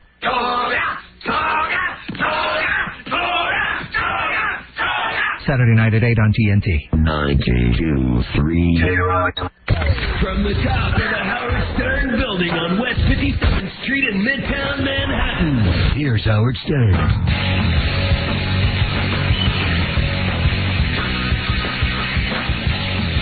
Listen, Nancy Culp is on the phone. We must get Yes, that please. wonderful actress. She is the reason I went gay. I saw Beverly Hillbillies the first time I was 3 years old. Uh-huh. We had a similar mindset. Oh, yes. She was into Jethro. I was into Jethro. Let's find out. Lot in common. I wanted to Nancy Culp, is that you? Hello there. Hello, how are you? It's so good to... Oh, this is such a thrill for us. Is it really? I'm out of the closet. I'm told that you don't speak the truth at all times. No, that's not true. I don't know who could have said that. May I say- Who's that other person? Let me explain who everyone is. Yes. First of all, out of the closet, Sir. Yes. Black Thrill. Hi. And Robin. Hello. Hello. And that's the whole gang. Oh, how splendid. Of course, Jackie's here, but we don't say anything about that. I just left New York, and it's beautiful there now, isn't it? It's wonderful. I just saw Imelda Marcus marching into the Waldorf with her shoes off. Yes. Making a statement, I suppose. Yes, she is a bitch, I swear. She is not a good woman. Them is your words. Them is your words. Let me just say something, that Miss Jane has become very political. She ran for office. Well, she ran for office and lost, but she did run for office, yes. Do you believe? Now, what happened? Let me tell I a story. Miss Jane, may I tell a story? Yes. Miss Jane Hathaway, a.k.a. Nancy Culp. Ran now, for she office. ran as Nancy Culp. She ran... Oh, you did? Bad move. Nobody knows Nancy Culp. Everyone knows Miss Jane. That's right. I didn't invite them. When I worked the other day, the crew kept calling Miss Jane, and I don't mind. I like it. She was a great character. Well, you are a great actress. Oh, no, I'm not a great actress, but I've had some good writing. Was Mr. Drysdale good in a sack? How would I know? Oh, come on. I'll call Kathy. There was something going on between you and Mr. Drysdale. Nothing, and there certainly was nothing going on between me and Max. Oh, Mr. Well, come on. Thank heaven I never caught him. I'd have killed myself. Did you ever see Jethro naked? No, I never did. Did you? No, I wish I had. Was he hung like a pot passer? I'm telling you. Well, who is this, please? I must be talking to another network. No. It's out of the Constantine and Blackwell. I'm kidding, yes, Aunt. Yeah. I was told to be very careful. Very, very careful. I don't see why not. What about, Now let me tell you about your campaign. Now listen to this. I think this is so terrible. Nancy Culp ran for Congress. Yeah. Congress. Congress. That must be so exciting. Yes, the House. Imagine being a congresswoman. Oh, that would be such a... I think it would be marvelous. That would be such a feather in your cap. I suppose. And she was running and doing very well. And guess who went on TV and did nasty... Oh, you're not going to mention the terrible name. It's like saying liberal to Michael. Jed Clampett went on TV. Oh. And Didn't you know that? And did commercials against Nancy Culp. That's Benedict Arnold. Well, you know that. Well, it was Benedict Arnold. And the interesting thing is that the public, including the Republicans, of course, I'm a Democrat, and was running the Democratic ticket, but the Republicans even were offended by it, and my opponent had to take it off the air because they felt that was just a bit... In a day of really dirty campaigns, even that was going too far. But didn't you get along with him? Oh, I really shouldn't discuss it, I guess. Not too well. Oh, come on, let's vent. Well, there's not just the three of us. I understand you have a pretty good-sized audience. Oh, they're No, nothing. I didn't get along with Buddy too well. I've lost a great deal of respect for him over the years, and I guess he felt the same way about me, but I did feel that in the fact that He didn't even know the candidate. He didn't even know the man. Why he did it, I'll never understand that. Here you had everything going for you. Everybody was happy, making a lot of money on the Beverly Hillbillies. I assume you made a lot of money. No, I didn't. Oh. That's another thing. No, we weren't paid. Then, of course, you remember Mr. Reagan initiated the contract whereby after 10 runs that we were owned by the producers, and 3 days later he became a producer. Oh. Yes. He was president of the guild then. Oh, so you never got residuals? We got 10 runs, the first, including the first. In other words, after it was used 10 times. Now, of course, we get nothing, and the show's on all over the world. Oh, somebody get me oxygen. I'm floating. You don't want any oxygen in the zone. Anybody have the smelling salts? I have something. I have some dog food. Somebody get me the smelling salts and oxygen, please.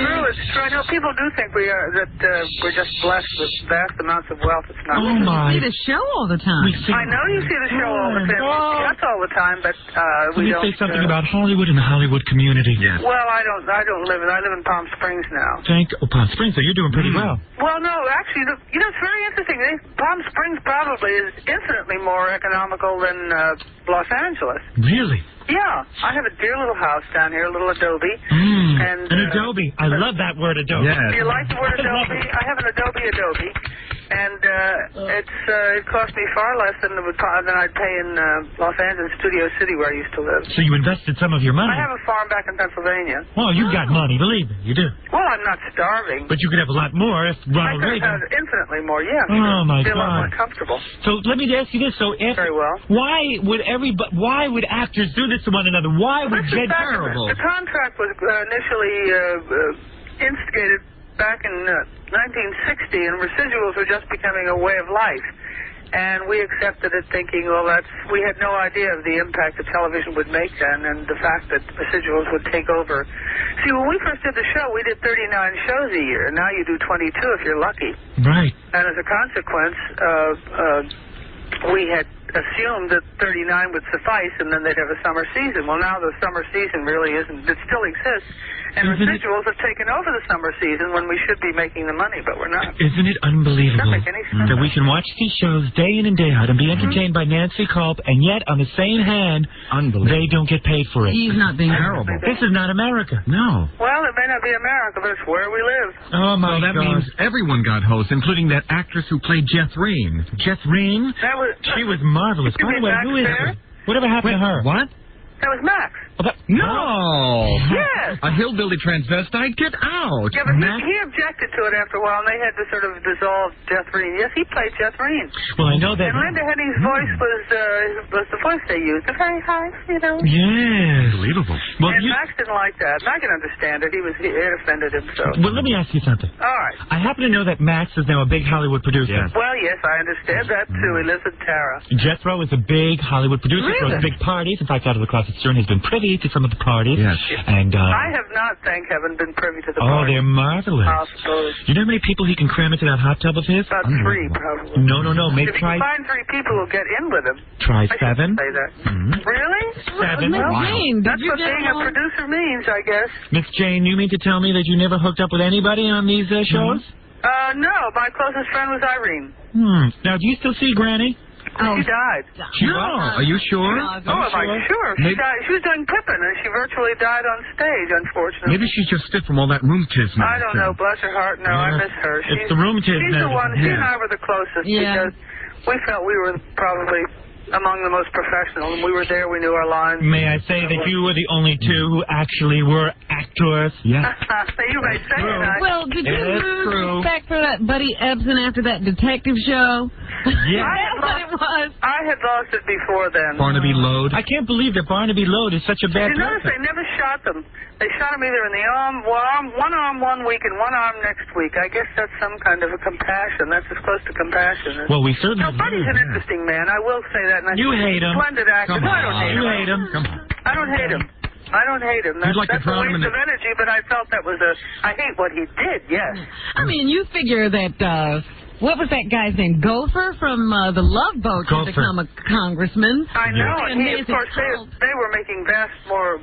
Gopher's a congressman? Oh! In Washington, yes, Fred Grandy. Oh! He was a very bright man. He was a very bright man. My God. Now, let me ask you, okay, so far we know that Jethro is a famous Hollywood producer. You absolutely despise and hate Buddy Epson. I don't know. No, those are your words. Those are your words. Well, we hate him, too. I don't waste that much time. I just hate what he did. Okay. What about Ellie Mae? I'm not done recapping. Granny died. Ellie Mae is working for the church. She does, I think she works with drug rehabilitation. She's doing very fine work, I understand. I talked to her about a year ago when I was... Drug rehabilitation? Did she get into the life of drugs? I don't know. Wait a don't second. honestly Or know. was she inspired maybe perhaps from working with Elvis? I don't know. I know she was very fond of Elvis because she took time out from the show to do a movie with him. I think they did Frankie and John. Yes, we know. And I think she was very, very, very much drawn to Mr. Presley. But then we all were. We all got cards from him every year. I wish I'd saved mine. You knew Elvis? No, I didn't know him, but he liked the show, and he'd send us Christmas cards every year. Well, it was like his home life to him. That's right. That reminded him of the backwoods. Poor baby, Yes. Yeah, that was his house. It made him think the poor king loved the cement ponds. That's it. That's cement ponds. Not cement ponds, cement ponds. Cement ponds. Possum, stew, and gazintas. And let's not forget what I just did. What's that? Oh, that was the thing I did in New York, which will be on the air shortly. What was that? Well, I just did something for Nickelodeon called the Nick at Night Do-It-Yourself Sitcom Search. It was fun. You did that? You were behind that? Yeah, I just did one of the shows for them. Nick at Night asked the kids to bring in scripts. And then No, not the kids. No, these scripts are by the man who does Pee-wee's Playhouse, Steve Binder. Oh. And the script was written, let me see, by George. Oh, I don't have all my information together here. But it was very funny, and I thought at the time George McGrath was the writer. Oh, George McGrath. Yeah, it was very well respected. Yes, I know his work. Do you? Well, it was a marvelous experience, and I think it's very brief, but I think it's going to be very funny. All right. I'm very pleased with it. Now, let me It'll be recap. on December 9th. All right, December 9th. Now, wait, I'm going to recap everything so far, okay? Yes, go on. All right. Now, here we go. Yes. Jethro is a big Hollywood producer, and you never saw him naked. Never. Okay. Nor did I want to. We don't like Jed Clampett, and you never saw him naked. No, thank you. All right. I never saw Granny naked either. All right. And Granny died from doing all that waving at the end of the show. No, bless her heart. You know what I mean? Yeah. That waving used to knock her out. Yes, she used to have to take her That was my least favorite all that part waving? of the show. Elvis liked the Beverly Hillbillies, and to him it was a documentary. It may well have been.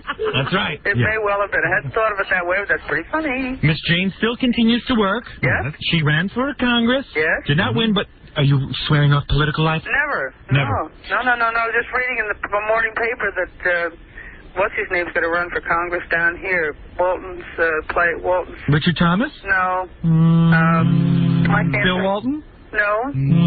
The father. Oh, Ralph Waite. Ralph Waite lives down here. Now, he should run for Congress. I wouldn't vote for him. Well, wouldn't you? No. What has he ever done to you? Couldn't get his family to sleep on time. And any good father would have that big mole removed from his son's You went around the house. Good night, Fred. Good night, George. Good That's night, right. Alice.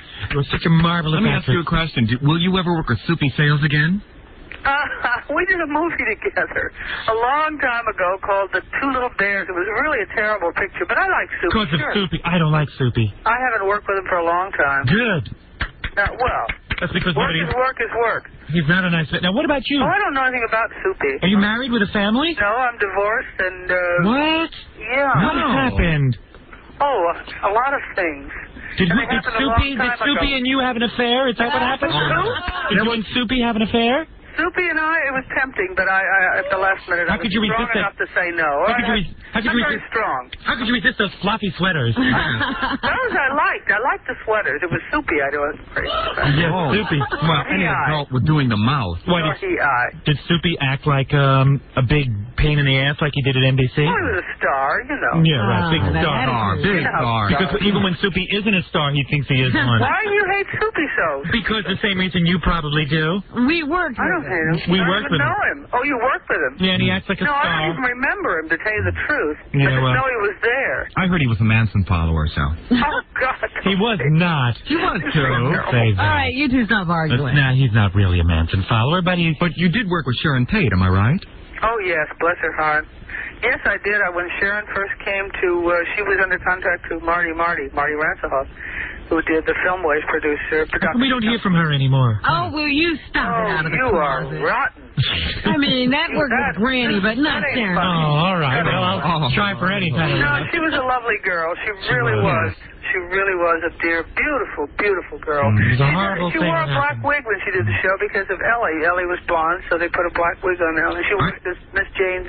I heard that Charles Manson actually went out and did those terrible things after he watched the Beverly Hillbillies backwards. That was some messages the or secret something on the show. But I can't believe you got a divorce. Why? Was it because of the Beverly Hillbillies? No, I think it was probably because of Soupy. I don't know. Was it because what are we talking about? Was it because you're a Dukakis supporter? What? A Dukakis supporter. Of course I am. Yes. Yes, I am indeed, and I wish he'd been saying the things now all this time that he's saying now. Yeah, he finally figured out what he was supposed to be saying. What is he saying? Well, he's admitting it's a terror. Why do you have to admit you're a liberal? Look what the liberals have done for this country. Let's get started on that. Uh-oh, I smell Buddy Epson walking You'll into get the room. Social Security probably right outside with his motor running. Was your He's 80 years old. I don't think his motor runs quite at the same speed it used to. Was your husband in show business? He wanted to be, but he never quite made it. And how long were you He married? got me into both for years. But he he was had having a good drinking success. problem, and that's hard to deal with. He had a drinking problem? Yeah, we became good friends, and then he died a couple of years ago. Oh, my God. Yeah. This is very horrible. sad. Very This is sad. terrible. I think so. I think so. But you don't sound bitter or sad. Why waste my time being bitter and sad? Life is too short. Oh. I just good, waste of positive time. attitude. I smell poster. Can I borrow Do that? you really? Yes. Here. So now he's drinking with Granny somewhere in heaven. Well, I hope the two of them are having a good time together. They got along just fine. Yeah, they're good friends. Well, that's kind of sad, actually. Yes, it is kind Well, of let's hope there is a heaven and Granny and your ex-husband are together. Let's all hope there is. So are you working in movies at all now? Not much, no. Oh, you should. You must do a movie. Fire your agent. Well, I have a good agent. I like Sid Craig. Sid Craig? Well, Sid should have gotten you the part that The Jodie dogs Foster. are barking. What? I could have seen you in that Jodie Foster movie. Me too. The accused? Yes. Who needs Jodie Miss Foster? Jane on the pinball machine? Oh, come on. You know it'd be marvelous. Listen, there are an awful lot of us out of work. It's tough these days. I know. You know. Yes. Exactly how many Emmys did you win? None. I was nominated once. Hard to believe. The Beverly Hillbillies, they pretty much castigated us, and I was very fortunate to have even been nominated. Were you bitter that CBS canceled your show? Yes. Now there I was bitter. They canceled it in such a way. Freddie Silverman, Mr. Silverman did. I'll never hear from Freddie him again. Silverman is nobody. Well, look what happened to him. Yeah. Well, he's doing very well. He has a couple of very top shows on television now. Instant karma. It's going to get you. It's going to get you. But I suppose you have to look at the inevitability that the race goes on, you know. Yes, it does. And Well, it's listen. bloodthirsty, and it's... May I say that it is a pleasure to speak with you? Well, I enjoyed it almost. No, come on. It was fun. Let me ask you one last question. Okay. And take as much time as you want. Yes. If somebody forced you at gunpoint to sleep with either Buddy Epson, Max Baer, or Soupy Sales, who would be? Gosh, how long do I have? Take as much time as you need. Well, if you use the word sleep in its truly definitive form, I think Buddy would be the best bet because I'm sure he goes to sleep instantly after his 2 martinis. Well, how about make love?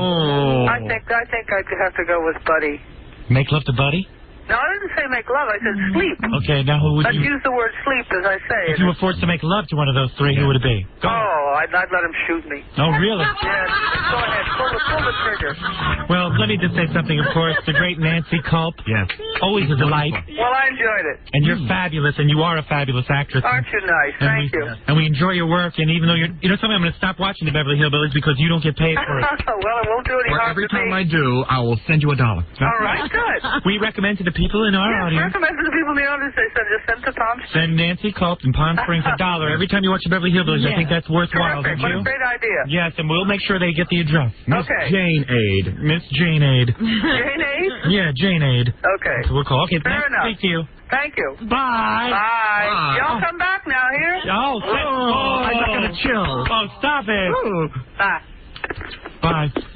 Anyway, of course, Well, there you have it. well, we have to go back in our closet. Yes. Happy Halloween to everyone. The happiest gay day of the year. Yeah, well, I should be wishing you your favorite, your thank you. special holiday. Happy Halloween. I will be dressing up tonight in the most marvelous costume.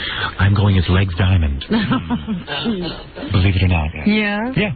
And who will you be, Black Flo? Well, I'm going to be dressing as a witch, so guess where I've got the broomstick? Ooh, guys, same place as last year, I don't doubt. You bet. Still Well, it's Come over time here, for you to leave. Come over here. I have something to show you. Oh, my God, the broomstick. Are they back in the closet? Yes, All right. out of here. How did that go, all right? Very well. Yes, Miss Jane. Very well. I was surprised. All right, we'll be back right after this. Howard Stern Show. Do me a favor. I'm going to pull my pants down. Here. Put it in. Over. Go ahead. Come on, race me now. There's magic in the early morning found. Come on, do it to me now. Don't do it to me. Don't give me slow race. Do it to me now. I've been bad to you, right? Howard Stern to fill our lives with love. Here it is. Take it down. Race me now. Come on. Put the probe in. The Howard Stern Show.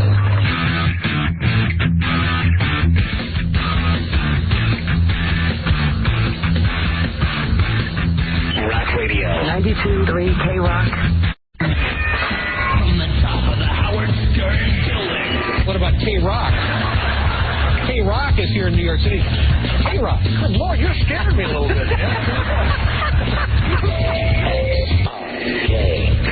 New York.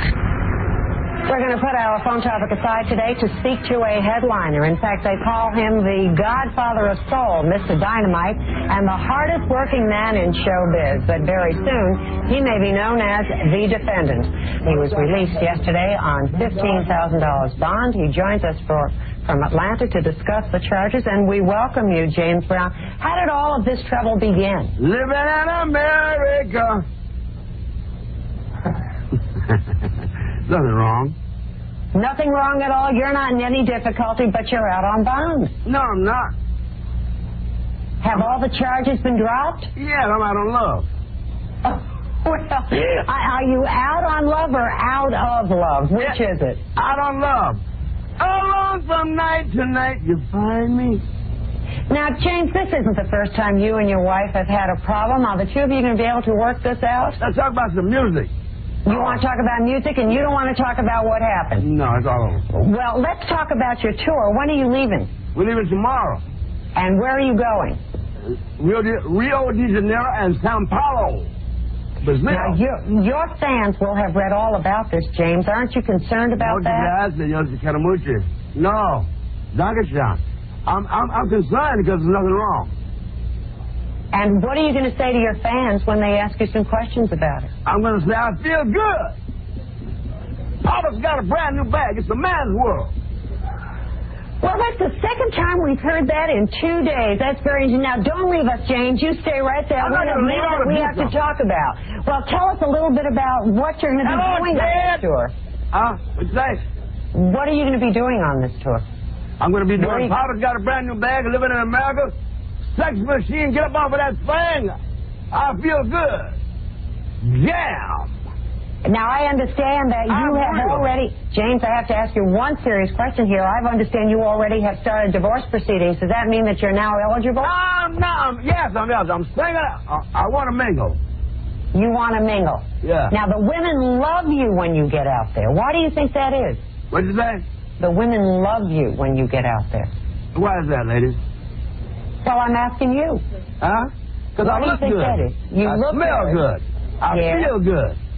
And you sing good. And make love good. Oh. James, we want to thank you for being with us today and giving us an opportunity.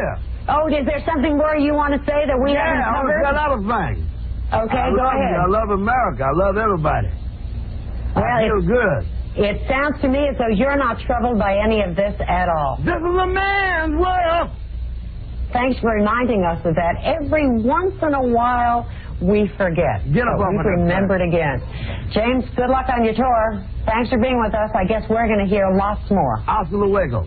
Okay, hasta luego to you, too. Bye now. All right, Bubba, but we do your production number, even though my whole show is ruined. I'm going to make it up right here. I'm sure. Smiling when I'm smiling, the whole world goops on me.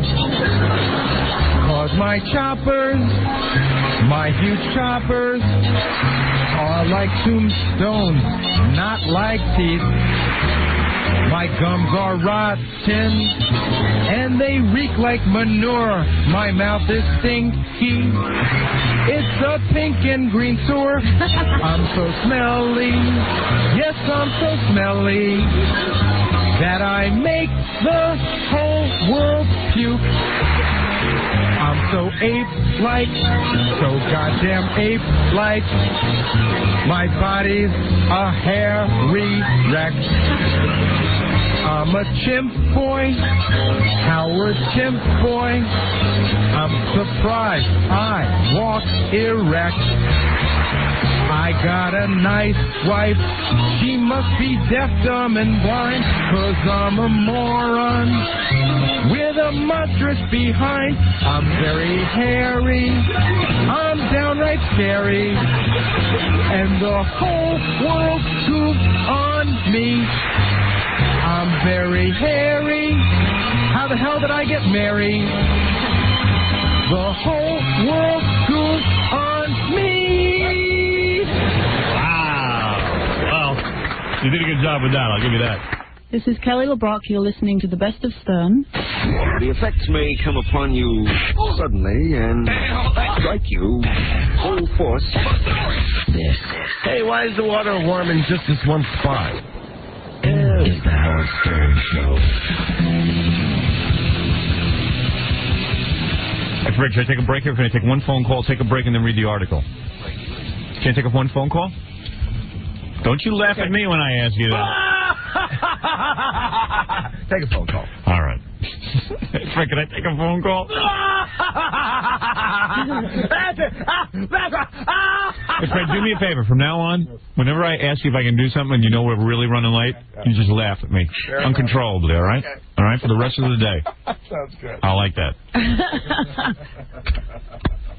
You're on the air. Hi. Hi. My name is Stacy, and I'm calling from Agoura Hills. It's in, near Los Angeles, California. Oh, cool. Lower your radio, Stacy. Okay. It turns me on that we take calls. You know, Robin, when we started our career, we used to just we would take phone calls from wherever we were. That's right. We'd have to ask what town just to get a different sound. Right. Now it's like, what state are you calling from? What city? We love that. You're in Agoura Hills, outside of Los Angeles, huh? What's amazing is I don't even know. I grew up on Long Island. I don't know where the next town over is. Right. So it's just kind of cool when somebody tells me where they're from, and I have no idea what that means. Well, Agoura Hills is like a little hole-in-the-wall kind of town. It's like I'm trying to get out of it right now. Oh, yeah? Yeah. In fact, I'd love to move to New York. What's so hard about getting out of Agoura Hills? You hop on a bus, go right into L.A. I don't know. There's too many people with low mentality in this area. Well, I got news for you. It's no better here in New York. In fact, I was going to ask you, this might sound like a crazy question. Is there any chance that I could apply for a job as a non-paying intern? Non-paid? Yeah. But how are you going to get here every morning? I don't know. I want to move to New York. Yeah, but if you move to New York, how are you going to support yourself? And you're not getting paid. Yeah. Hey, it would be worth it. I'm almost 19, and I want to get into the entertainment business more than anything else in the world. Well, a lot of girls come to me who are 19 and want to get into the entertainment business. The thing is, I'm more than anything else in the world? Yes, I can even spell my own name, so I'm ahead of a lot of them. I might need to give you a personal interview, my darling. Yeah, which means you do absolutely anything to get into the business? I would do anything. Within some limits. I don't do windows. Well, we're not looking for windows. Well, how do you look? Okay, I've been told I look like Winona Ryder, Martha Quinn, and Drew Barrymore, but do you want me to be honest? Yeah. I'm happy with the way I look. I'm about 5'2 3/4", 95 pounds, and I'm a size C cup. Yes. And I have like a 22.5-inch waist. I'll let you be the intern. I would love to. I'd even be happy. Take Stuttering John's place. Yeah, why don't you work? Actually, I think he's gorgeous. Oh. Well, as long as you find me more gorgeous. I love you. I dig long-haired guys. Yes, well. I think short-haired guys, they have biceps bigger than their IQ, so it really sucks. Yes, I know. Fred has short hair. Listen. Mm-hmm. To tell you the truth, being an intern on this show, it sounds a lot more glamorous than what it is. What do you think an intern does? Yeah. Well, I know it's more like a gopher, gets coffee and stuff, and learns the ropes. I know it's not easy to get into the entertainment business, but I'm willing to start at the bottom and work my way up. I don't want to... Yeah, but I don't know that this internship will get you into the entertainment I was going to say, this is way below the bottom right here. It will help me get my feet wet, and besides, I'm so sick of, the boring, run-of-the-mill kind of shows and stuff. I wouldn't want to do this. How are you going to afford to live in New York, though? I don't know. There's always the YWCA. Oh, my God. Even they want money. You'll last a week. I mean, seriously, because after a while you're going to go, hey, I'm getting up early in the morning. Actually, we're getting some money. Hey, I'm up at 3, almost 4 o'clock now. I haven't gone to sleep yet. I would be willing to do anything. I know you have to You have to really work hard to make dreams come true, and you have to start someplace. I mean, the closest I've been is I was on TV for 5 seconds on In Concert 91 saying something, so. You one of those girls who goes to a concert and takes her top off? Oh, no, I don't do that. Oh. I figure. Well, that's not real good. That's not really that great. No, well, I guess it's because I want to show respect for the musicians. They get enough of the... Oh, I see. In fact, I met the head singer of my favorite group, Bret Michaels. And I know most people don't like Poison, but that's another thing. I try to be an original. And I called him Sir and asked to shake his hand when I asked for his autograph because I didn't want him to think I was the typical groupie. I try to be an original. I wonder if a 19-year-old young, nubile wench would be good to have around here, though, Robin. No, you know not what I mean? for you. No. You're already sick, Howard. I know. You'll never get well. But we've had good-looking girl interns. You know what I mean? True. I've always maintained a professional relationship. Sort of. Well, when have I not? On the air. Oh, on the air. Well, that's different. On the air, I get a little wacky, but staying off the air. You guys are the greatest, and I hope you never go off the radio, and I'm so glad you guys are now being broadcast in L.A. Well, thank you, and I'll put you on hold, and Gary will get you your number for the internship if you should ever move to New York. And quite honestly, I don't know that you should move to New York to be our intern. To California. Yeah, but I don't know that you should move to New York to be our intern. I don't know that makes a lot of sense. Maybe if you want to move to New York to go to school or something. Yeah. I want to go to NYU for drama, but you either have to be Meryl Streep or have as much money as Meryl Streep to get in there, so. Well, I don't know about that, but I figure, I just don't think it's a real good idea to move to New York to work for free. I just don't see how you're going to... always get, like, a second job. I mean... All right. What are you wearing right now? I'm just wearing a T-shirt and pants. T-shirt and pants? Yeah, they're baggy pants. I'm in a relaxing mood, but normally I wear, like, leggings and lacy T-shirts and stuff. You wear that stuff for your internships, too? Leggings? No, I live in miniskirts when I'm not at home. You virgin? No. Oh, yeah? No. Where are you now? You at home with your parents? Unfortunately, yeah, that's where I want to move out. I've got typical overprotective Jewish parents who try and keep me in the nest, and all I want to do is get out and spread my wings. Spread your what? Wings. Oh, wings. I see. But you sound like a wild party girl. I can be when I want to be. I bet you've fooled around with girls, haven't you? No. But you want to. No, I'm worried about that. But you know how on your show you made fun of the people that's OCD, the obsessive-compulsive disorder? Yeah. I've got that, but I'm not letting it stop me in life. That's one of the things I'm worried about, but I definitely know I like guys. There's a... You got that? That's where you wash your hands all day and stuff? I used to. I don't do that as much anymore. You don't? How'd you stop doing that? I just realized it was stupid. Like, if I used to shake hands with somebody, like, I used to worry about, oh, my God, what about if I was gay or something? So I looked at the girl. So if I, like, touched a girl, I'd go wash my hands real quick and stuff. Then I found out it was a disorder, so I'm just letting it get better. Oh. There you go, Robin. She's very bright. Yeah, very bright. See, I think all those people can stop. There you go. Well, actually, it's really hard to stop the thoughts and stuff. I mean, I've thought of everything stupid you can imagine. I've worried about, oh, my God, molestation, incest, all that stuff. I realized that all I have to do is know that it's in my head and it's not real, no matter how real it is. Why, you've been molested? No. Have you ever had incest? No. But I worry about it. I thought, oh, my God. You worry about your father coming on to you? Yeah, he wouldn't, though. What are you worried about your father coming on to you for? No, it's just one of my stupid OCD thoughts, but I realize it's, all it is stupidity, so I'm learning to get better at it. I'm learning to concentrate myself. What age did you lose your virginity? Let's see, last April. Last April? Yeah, I was really, really stupid. I was going out with this guy for a few months, and I was still a virgin, and I hadn't slept with him. And then he couldn't get together with me one weekend because it was his sister's bat mitzvah. Yeah. So I got together with another guy, and I lost my virginity to him. Oh, that guy put in all that time. Oh, man, I would kill myself. That was what was wrong with being a teenager.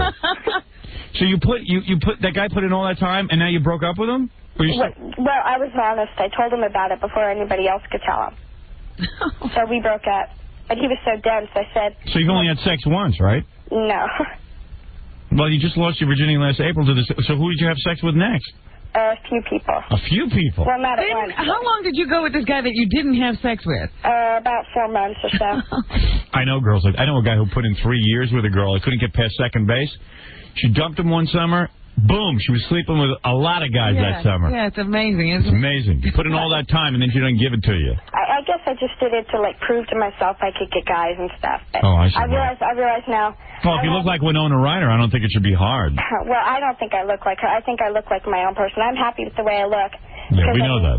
All right, hold on. If you ever move to New York, we'll have you up here for an audition. Hell, I'll move up next week. I'll move up today. Well, we can't support you. Yeah, and I don't know. That's okay. I don't know your parents would go for it. Hey, What's your daddy do? What kind of work? He's an optical wholesaler. Oh, yeah? Yeah. Yeah, just live there with them. You're doing fine. Yeah, that's a pretty good line. He's probably got a nice big house for you. Yeah, what you need to do is just get married, quite frankly. Are you discouraging her from having a career at all? Yeah, why don't you just hop into the sack with somebody and get married? That's what, believe me, that's what you'll end up doing anyway. All right, thank you. Hold on. Here's Gary. Spend entirely too much time with her. Gee, Fred, can I take another phone call or... No. All right, we'll take a break, and then I got to read you this article. It's wild. We'll be back right after these words. Is your life a mess? You don't even have a husband. Is your marriage failing? Whether I have a husband or not, I can tell you one. Where are your kids? You say you don't have a husband because your husband left you when he cheated. Just talk to Howard Stern. Talk about the man who had to go find another woman because he couldn't take the constant rattling in his head from your voice. The Love Doctor. You're disgusting because no man can live with you. You're a very sick man. That's right, I'm very sick. How you make your money being sick? You're a big, fat, divorced woman. Yeah, right. That's what you... Who is miserable with her job and her life and only wishes she could have sex with me. He gives hope to the heartbroken. First of all, let me tell you, don't call me a moron. And heartburn to the hopeful. You're lying. All I know is that it really wasn't nice what you said. He's the Love Doctor. What's it like to be so alone? Howard Stern.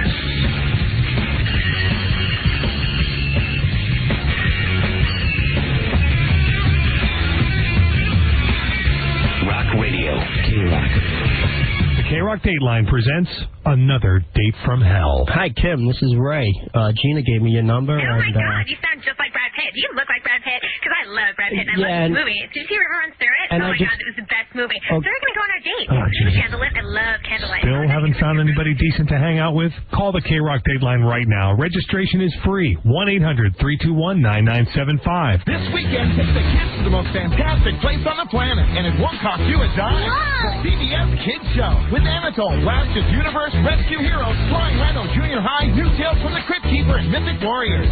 6 great shows and a whole lot more, because when we say, get in the act, we mean it. If your kid has a great act, log on to our website at CBS.com and find out how they can be on the CBS Kids Show. This is what I call interaction. The CBS Kids Show, weekends on CBS. It's Gobble Jelly. Okay, people, listen up. What are we here to do? No more, no more. That's right. From now on, the phone company can't exploit us anymore. So what do we say to their confusing calling plan? No more, no more, no more. And their hidden charges? No more, no more, no more. Even if you don't have a political bone in your body, here's one cause you'll want to support. Free speech. Log on to phonefree.com and you can use your PC to talk to anyone else with Phone Free anytime, anywhere, over the internet for free. It's easy to use, and with free long distance around the world, free video calling, and unlimited multimedia voicemail capability as well, it's light years ahead of the phone. So join us and log on to phonefree.com. Your long distance won't just be free. You will be too. Phonefree.com. Let freedom ring. Since everyone in New York is visiting Kia automotive dealers during their Everyone Will Be There sale, some of the other state attractions have been looking for new ways to compete. Hi, I'm Allison Bard, live from the City Zoo in New York. We admit admission has dropped since the Kia sale started, but we have a new plan to entice those customers back. Interactive zoos. That's right. We're now letting visitors into the cages. Pet our lions during feeding time. Hey, Mom, look at me. Or our bears during their highly protected mating season. And to ensure safety, children 6 and over will be given their very own tranquilizer darts. Shoot the dart! Okay, Dad. Stop me! Or visit your Kia dealer during their popular Everyone Will Be There sale and get up to $2,000 off a rugged new Sportage. $2,000 off. Good thing for the zoo. The Kia sale ends soon. Stupid zoo. Visit your Greater New York, New Jersey, and Fairfield County Kia dealer today. Offers good in all new 2000 Sportages. Cashback varies from $1,500 to $2,000 based on model. Taking delivery from dealer stock by 43000. Offers end on 43000. Heavens, for Wednesday night. This is your television. I've warned you repeatedly about Keen.com, but you're just not listening to me, so let's go over it again. Sounds innocent enough, doesn't it? But it's not.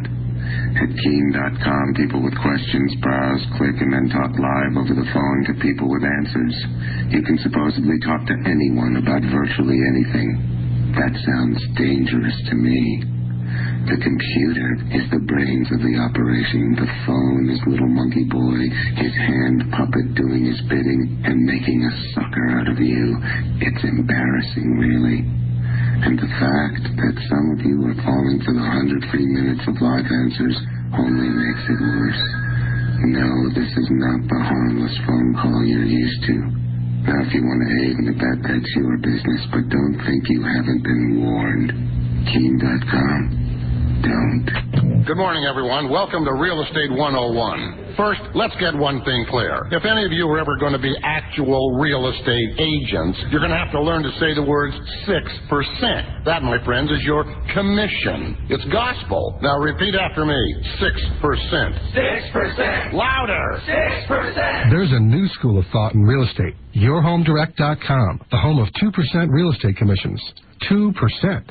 I'm Glenn Cohen, founder of YourHomeDirect.com, New Jersey's revolutionary new real estate agency. We've combined internet technology with full-service real estate, all designed to sell your home at the best price in less time. Take good notes, folks. There's going to be a quiz. So net more for your home. Just visit us on the web at YourHomeDirect.com or simply use our initials, YHD.com, or call us toll-free between 8 a.m. and 11 p.m. at 877-YOUR-HOME. That's 877-YOUR-HOME. YourHomeDirect.com. Licensed by the New Jersey Real Estate Commission. Everybody's got a reason to look for a better job. What's yours? I'm fed up. I'm looking for a new job. I want new challenges and a high salary. You know what I'm saying? I mean, I'm gonna qualify for my boss's job. I'm gonna go to headhunter.net, search over 150,000 jobs.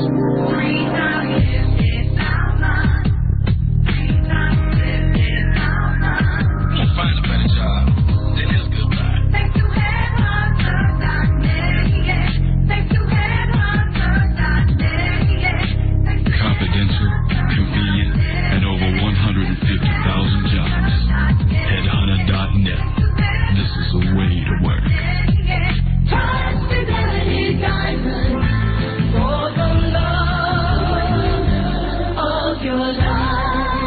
Oh, excuse me, Fidelity Diamond. When it comes to buying diamonds, dealing with someone you can trust. Someone known for honesty and integrity is key, whether you're buying or even selling diamonds. Well, since 1983, Fidelity Diamond has been the place where confident diamond engagement ring buyers have gotten the best value for their money. At Fidelity Diamond, you'll learn how to select your own loose diamonds for your perfect engagement ring. Diamonds are weighed and set while you watch. Now through the end of March, buy your diamond engagement ring at Fidelity Diamond and get a platinum engagement ring setting for free. That's a $500 value. Ready to sell unwanted diamonds? Turn your unwanted diamonds into instant cash. Fidelity Diamond has a buying service. Sell diamonds after a breakup, divorce, grandma's inherited jewelry, etc.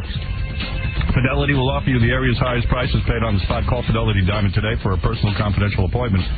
Call 201-261-6555. Fidelity Diamond, conveniently located on Route 17 south of Paramus, just minutes from Manhattan, Rockland County, in the Parkway. 201-261-6555. Fidelity Diamond, the engagement ring specialist. Rock Radio, K-Rock. Hello, my name is Shafi Karim. I am from Astoria, New York. No, I am from Bangladesh. I am a New York City taxi driver. Yeah, I can sing our national song. Amar Sonar Bangla. I pray to Allah every day for our son to make me laugh. I love her stuff. Gary, I got to bring up what we're talking about. Am I here? Yeah, Am I here? Okay.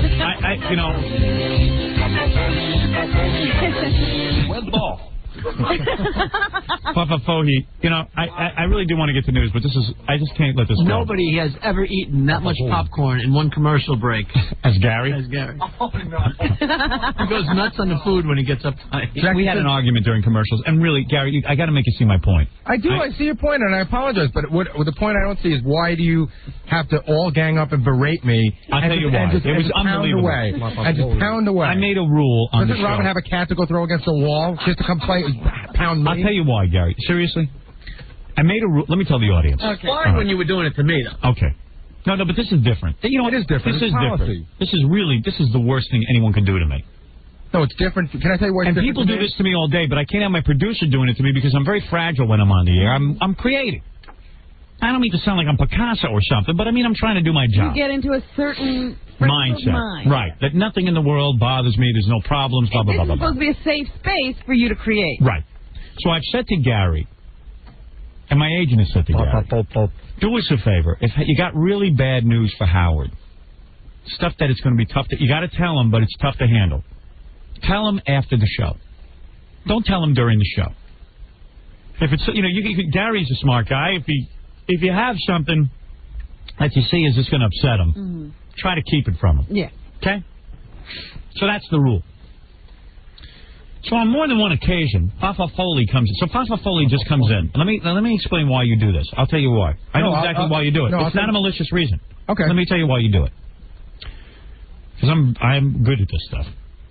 Fafa Foley comes in during the commercial and he says, "Boss, I will need 10 seconds of your time after you do your I got to do a magazine interview today. After you do your magazine interview, I need 10 seconds of your time. Do not leave until I speak to you." Now, why did I say that? Hold on. No need a rush. So I said, Gary, what's so important? Why don't you tell me now? Oh, no. I better tell you after your interview. I said, well, judging from what you just said, doesn't take a genius to figure out this sounds like it's not good news. You're keeping it from me. So tell it to me now, because now I'm guessing what bad news does he have to tell me? I'm thinking on many fronts. I always have bad news. But this is, now I know, so I said, I don't like the idea that now Fafa Foley is keeping something from me. It's worse wondering now, I'm sitting here going, even right now I'm going, what the hell does he know? What the hell could this be? All I wanted... And I said, Gary. Now, okay, so now let me tell you what Gary's thinking is. Gary is into delegating.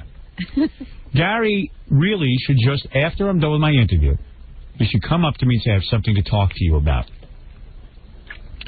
Instead, he would rather tell me that what I have to do. After the show, I have to go find Gary. I have to seek him out. No one knows. Because this way, it's not Gary's fault if he doesn't tell me. You are the biggest spin doctor in the history of the world. I'm not a spin doctor. You are. You delegate. Your snuck job is to find me after my interview. No one knows when your interview is over. You have snuck out of here on more than one occasion. Not without seeing you. Plenty of times. Liar, That's pants on fire. That's not true. There's times that I'm doing stuff for the show and I'm not in the office and you just leave. I see. Well, let me tell you something. Did that happen earlier in the week? What good is it if you tell me ahead of time that I have to sit there Don't let the facts get in the way. What facts? The fact is that you're supposed to either tell me something or keep it from me. You ask a question and then you plow ahead. Why does he not understand? Is there no other way to get a hold of Howard once he leaves here? I don't want to wait till he leaves here. I want to talk to him today. But if he should, slip out. Right. Without your why should I have to all he has to do is call Laura. I want a second with him. I'm not going to slip out, but if you're keeping information from me, if you're keeping me protected, now I know there's information and it's incumbent upon me. So for the whole rest of the show, because you slip out, it's simple as that. No. As soon as I say to you, tell me now, we're in trouble. Because you can't tell me now because it's bad news. It was a mistake to bring it up. Why you got found away? I admitted that. But now I'm sitting here wondering what it is. Get over it. Hey, Gary, you get over it, pal. No. And I don't like the idea that you know my business and that you can't keep a lid on this. I have no choice. You can't keep a lid on things. Of course I got a lid on it. I don't do this every day. Oh, unbelievable. Doesn't do it every day. You do something every day. That's in your crazy mind. He still doesn't even know what he did wrong. I know what I did wrong. But what did you do wrong? Tell me. I bothered you with some information I shouldn't have bothered you with. I should have just shut up and tried to find out if the Exactly, that's the point. But that's the point of the we ascertained that 20 how many times do we have to tell that? Started. And now I said to him, tell me what the information is, because now I can't live with waiting 3 hours to hear it. No, I won't tell you. Get over it. Hey, dude, it's my life we're dealing with. Until your father gets home. Hey, listen, Pat, by the way, you're not the right guy to be answering my phones and finding out information if you're telling me to get over it. I can't get over it. That's the person I am. Get to know your boss. I know my boss. No, you don't. Yes, I do. Evidently, you don't. I know him well. I can't wait till one day when you actually accomplish something in your life, and then someone says to you, I got bad news for you, but wait 3 hours, I'm not going to tell you. kind of life are you leading? Well, that's Because really, what he told me was, no, I can't tell you before you're in. All right, already. The point is made, loudmouth. No, it's not. It'll happen again. No, it won't. Don't call her loudmouth. I'll call her whatever I She want. is your superior. She is not. Yes, she is. She is not. We're all colleagues. Oh, no, Except not for you. You're the boss. No. Let me tell you the pecking order around here. Now, I'm going to make it clear to everyone because I notice there's a little bit of attitude when it comes to her, Robin. I don't even care anymore. No. Just sit back for a second. I don't want to be squashed. What? I don't need to be stepped on. First of all, I am the president of this company. Can I just say one thing? You understand who the president of the company is? No. Who? The president of which company? This company. Or No, the Howard Stern Show. I understand. Who is the president of the Howard Stern Show? Howard Stern is. Right, okay. Can I just say... Guess who the vice president is? 2 seconds. Who do you think the vice president is? You, Baba Booey? 2 seconds. Yes. When somebody does something wrong, right, does the president, the vice president, the treasurer, and everyone else get in line to yell at the same person time after time? Or does one person take that responsibility? In my company, this is the way we handle it. Well, it's a kooky company. Well, you work for it. Deal with it. Deal with it. Get over it. Get over it. I don't mind getting yelled at, but I don't want to get yelled at 5 times. Get over it. Get over it, man. Get over it. I'm over it. Like that answer? No, Get over it? I'm over it. You're not over it. I am over it. Okay, here's I so would be you know. a lot more over it if you were over it. All right, let's see if you're over it. Repeat after me. Can't do it, can you? You can't repeat after me, No, can I you? could. I thought you were over it. I'm over So you're not over it. No. I wasn't repeating in the first place. So it doesn't have When Volf is on the air. I haven't a clue what you're saying. When Volf is on the air. Go, Freddie. Freddie's got a cup in his mouth. When Volf is on the air, I will not bug my Volf. I will not bug my Volf with things that upset my Volf. With things that upset my Volf. I will protect my Volf and insulate my Volf as best as I can. I will protect and I will insulate my Volf as best as I can. I will only give Volf news. I will only give Volf news. Volf. I will only give Volf news that I deem as not bad news. That I deem as will not be bad news. Only good news will go from me, my mooey vooey voice, to Volfy during my Volf's very important show. Exactly. Jackie just spit his water out. I just said there's water all over me. That's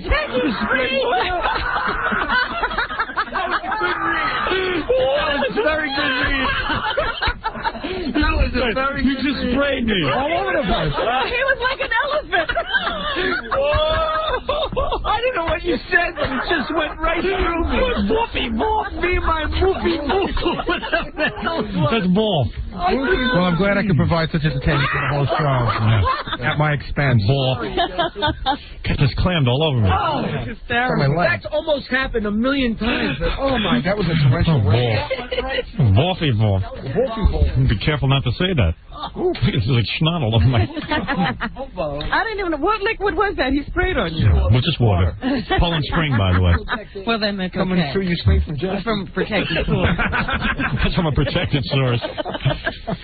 No, seriously, man, I'm the president, the emperor, the monarch, and the boss, and the coolest guy around on this show. Robin is second in command. She could be second in command. If you want to delegate it to Robin, Robin's to take your me boss. aside, No. I'm not delegating I'm not going to You're get yelled telling at. us how to run the company. Again, you're telling us how to run the company, and it's not right. Well, how did this... Seriously, this is man. all news to me. I'll tell you what, I'm going to take a break. You can tell me the news I'm now. not going to. No, I want to know now. What's that? I'm not kidding. I'm not kidding. I'm not kidding. Oh. I can never tell when you're kidding. No, you know when I'm kidding. Don't keep anything from me when you've already You don't want to pre-announced. keep anything from Yeah, right. You want to tell. It's such pressure. I don't want to tell you. Whenever he has something to tell me, it's like such pressure for him. He's like, I don't want to forget to tell You know Wolf. why? I can't. So you know what? I'll put it on Wolf. Hey, Wolf, you have to meet with me after the show. Duh. You have to meet with me after the show, Wolf. When you do your interview and you don't want to be bothered by anybody, you're way too busy to be bothered with anybody, including your own producer. But genius. Way too busy. We don't want to know when you have information. Responsibility to make sure he gets to Howard. I had another half hour to go on the air, and Genius here has to bog me down now with information. All you had to do, in fact, you could have at least waited until I got done with the Whatever show. happened to the old days? Remember when you said don't book any guests after 9:15 because we have to start the news at 9:15? Yeah, we do. What happened? Well, we're 45 minutes late. If I had a competent producer, I wouldn't have to be late for the news. Now wait. On the show. You're not competent. How did I do this? You're the one who started this. So, okay. I see that. See, he still doesn't know how he did it, how he started this. Remind me again how I dropped the bomb on Hiroshima. All right, we're going to take a break, and you're going to tell me the news during the commercials. All right.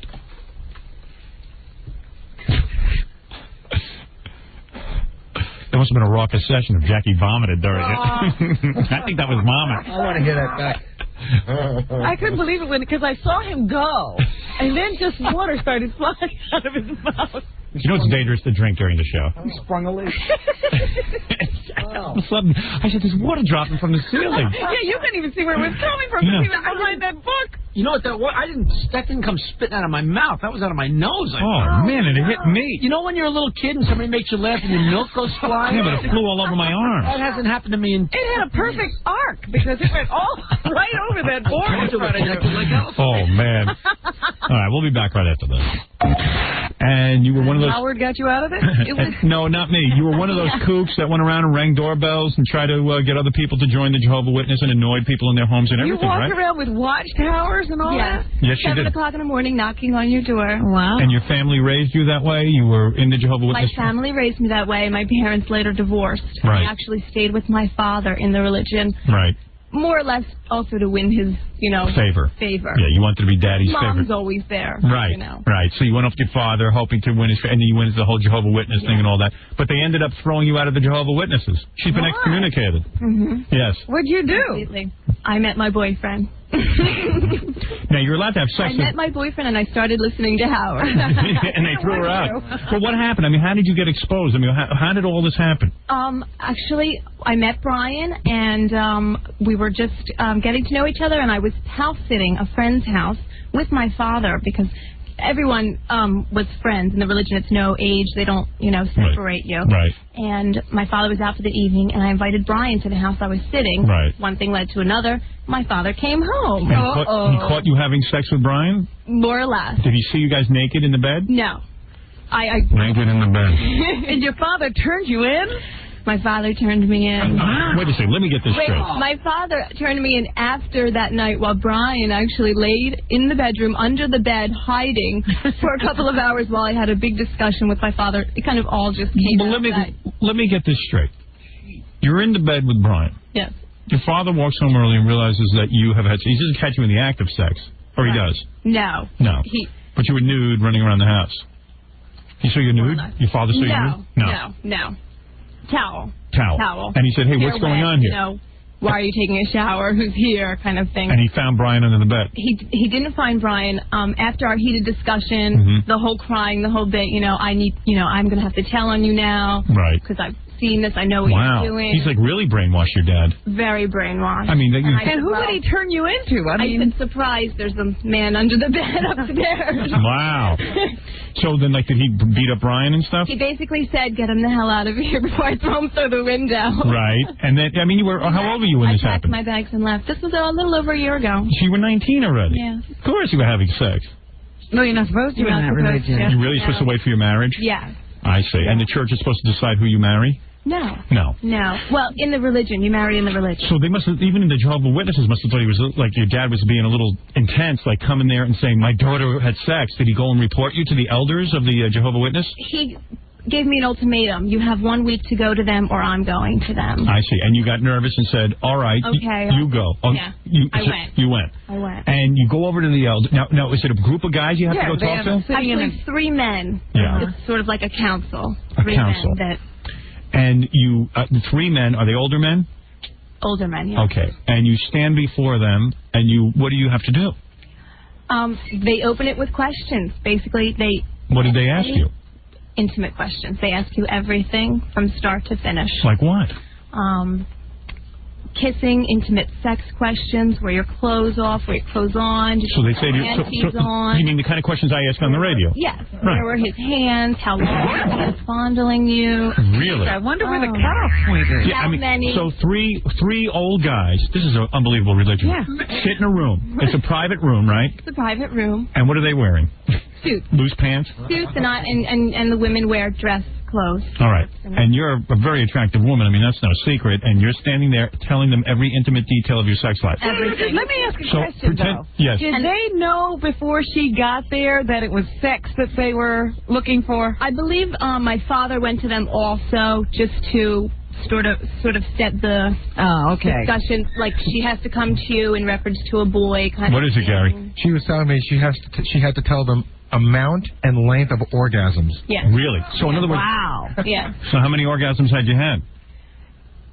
Actually, when you go to the elders, you pretty much spill your guts, and they ask you questions about ex-boyfriends, other boyfriends. Did they have a list of questions, or was it like ad lib? Ad lib. All right. So like in other words, so I'm an elder. Everything. I'm an elder, and I say, okay, well, how old were you when you had sex? 14. 14. All right. You've been having. And you tell them this. You know, you look a little like Shannon Doherty. Did anyone ever tell you that? No. Yeah, from Beverly Hills 90210. Is that a good thing? Oh, that's a real good thing, baby. That's why I'm digging this whole story. This wasn't, Brian wasn't the first time. No. Oh, boy. Well, So they go 14. And then they say, were these men, would they say to you, were these men very well endowed? Were these, did they ask me that? No, yeah. Did they say the boys you were with? All right. Did they say to you, hey, did you wear special sexy outfits for these boys? I don't believe they asked that. They ask you what you were wearing. Oh, I They say, see. what were you wearing? You know, a T-shirt. Where was the T-shirt? Did you already have the T-shirt? Did you get? Now, why would this be relevant? I have no idea. No, I know why. I have an idea. Why is it relevant? How many times? I don't.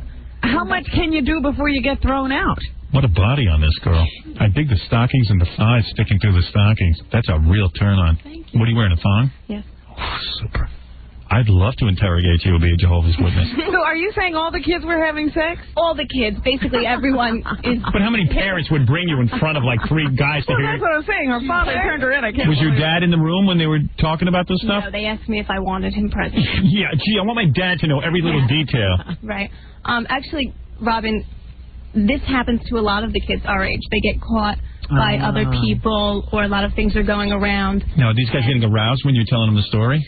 I don't know. Was everyone getting a little, like, hard to talk for a while? Would you have wanted to be in the room? I was Yeah. actually crying. Were you? Very hard. It's hard to sit in So front tell me some of the women questions they asked. Like, did they ask you? Because they're not digging it. They're, like, ridiculing you. Oh, sure. So it's hard to...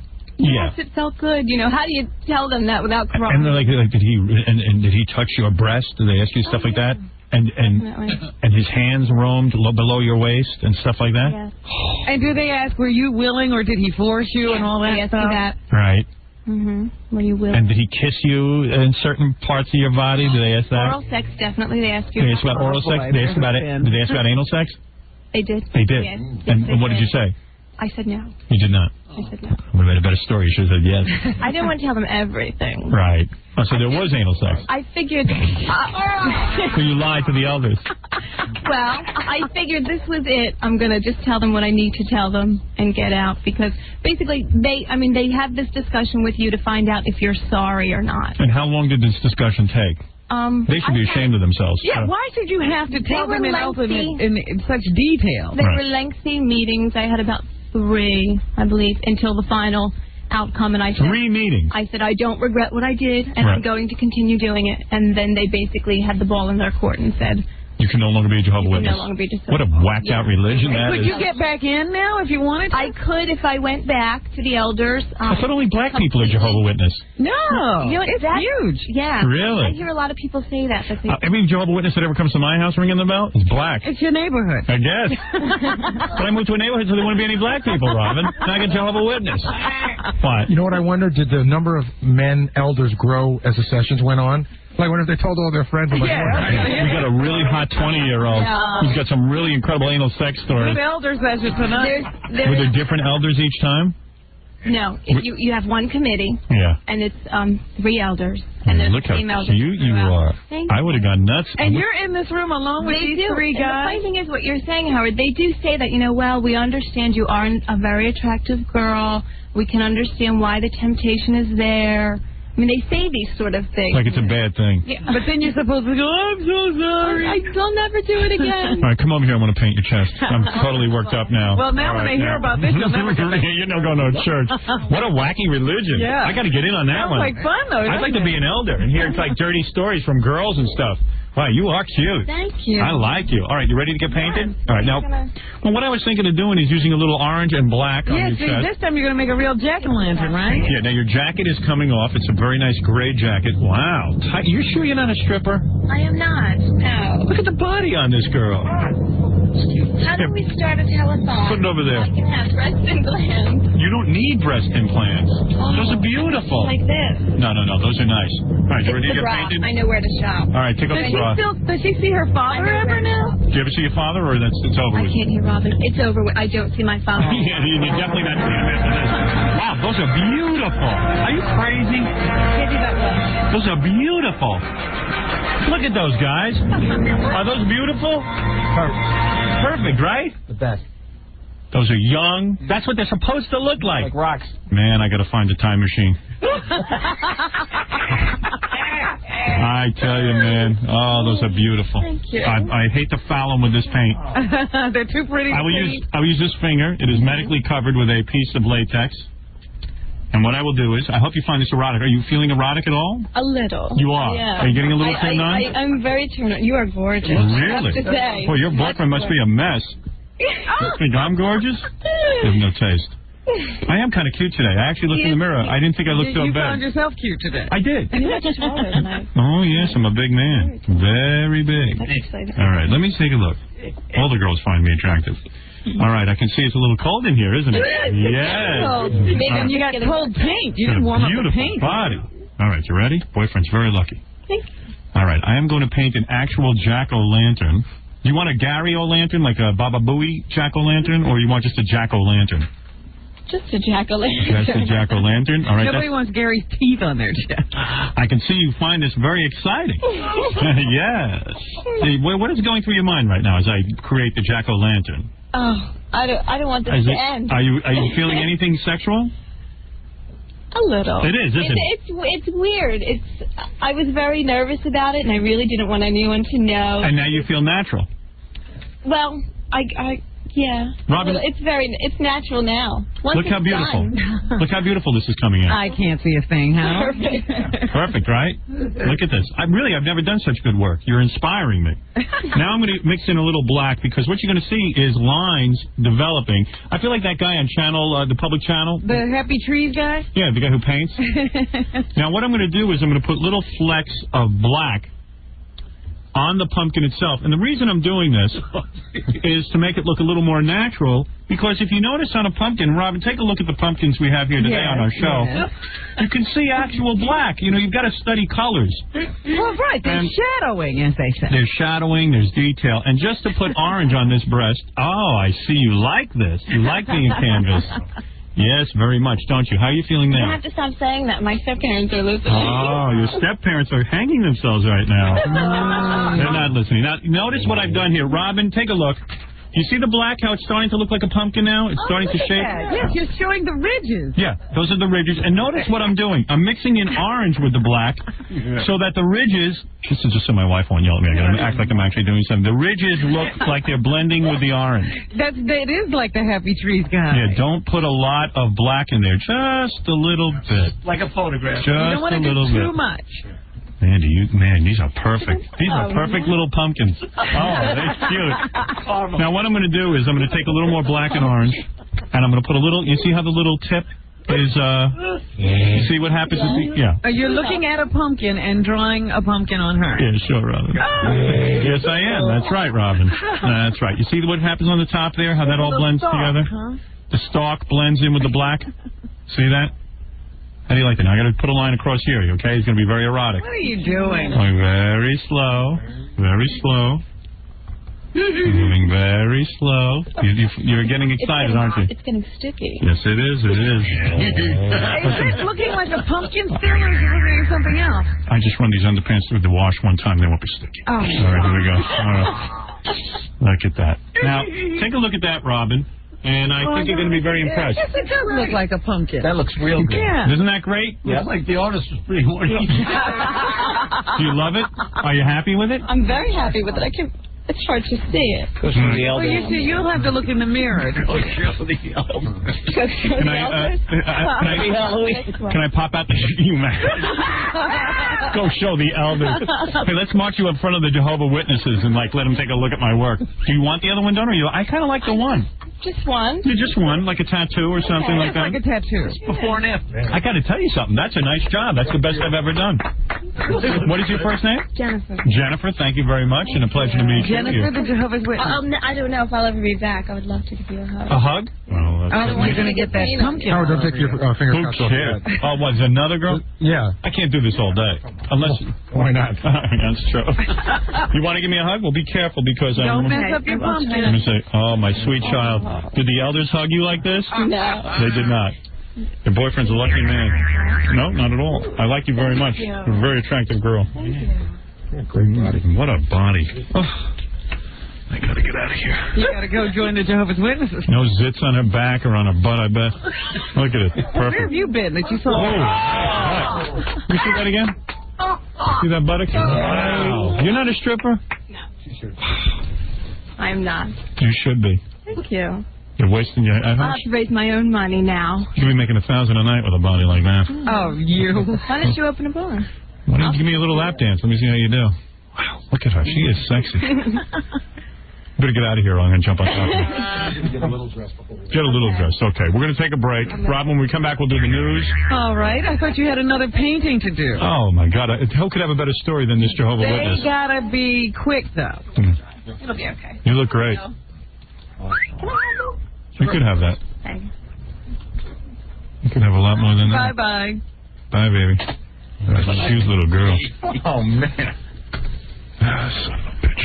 You're such a sad old man. Oh, is that nice, you guys, huh? You actually a nice pumpkin. Damn right. I wasn't going to ruin He was those. going to take his time on that. I took a lot of time.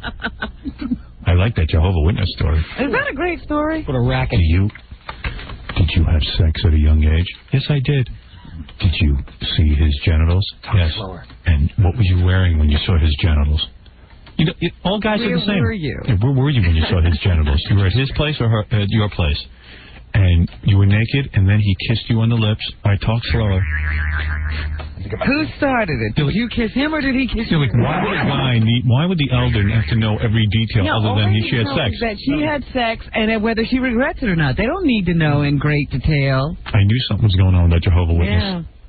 You know what it is? If you stay with the church a real long time, you deserve, as a guy especially, you deserve some reward. Is that what it is? Yeah, so you get to be an elder. To the level of elder. Because elder is like a tough thing. You got to probably go to all these fundraisers and functions. You got to knock on a lot of watchtowers. Yeah, you got to knock on, Hi, we're from the Jehovah's Witness. Got any cute girls with some good sex stories? I mean, I had no idea the Jehovah's Witness do that. Oh, yeah, they're very, very strict. Man, that's great. Well, I mean, even that whole, every member has to go out and try to sell those watchtowers. You know, it's funny, we ask the same questions. Yeah. But you could be an elder. You're already ready. We're helping lots of girls. Except the elders in this room have their hands in each other's pants. And they don't excommunicate. They say, go out, get more stories, and come back. Yeah, and do it during the 8 o'clock hour. All right, let's take a break, Robin. We'll be back with news, and I got to do a quick pumpkin painting session, then we'll get right to it. All right, me and you tonight, we gonna look at some big not no skin in the back, you know what I'm saying? We gonna look at naked pussy today. We gonna have things all the way. You know what I'm saying? Cause any man that's a man, no love, he loves some big. You know what I'm saying? I want the big women. Don't give me no little flat chested ones.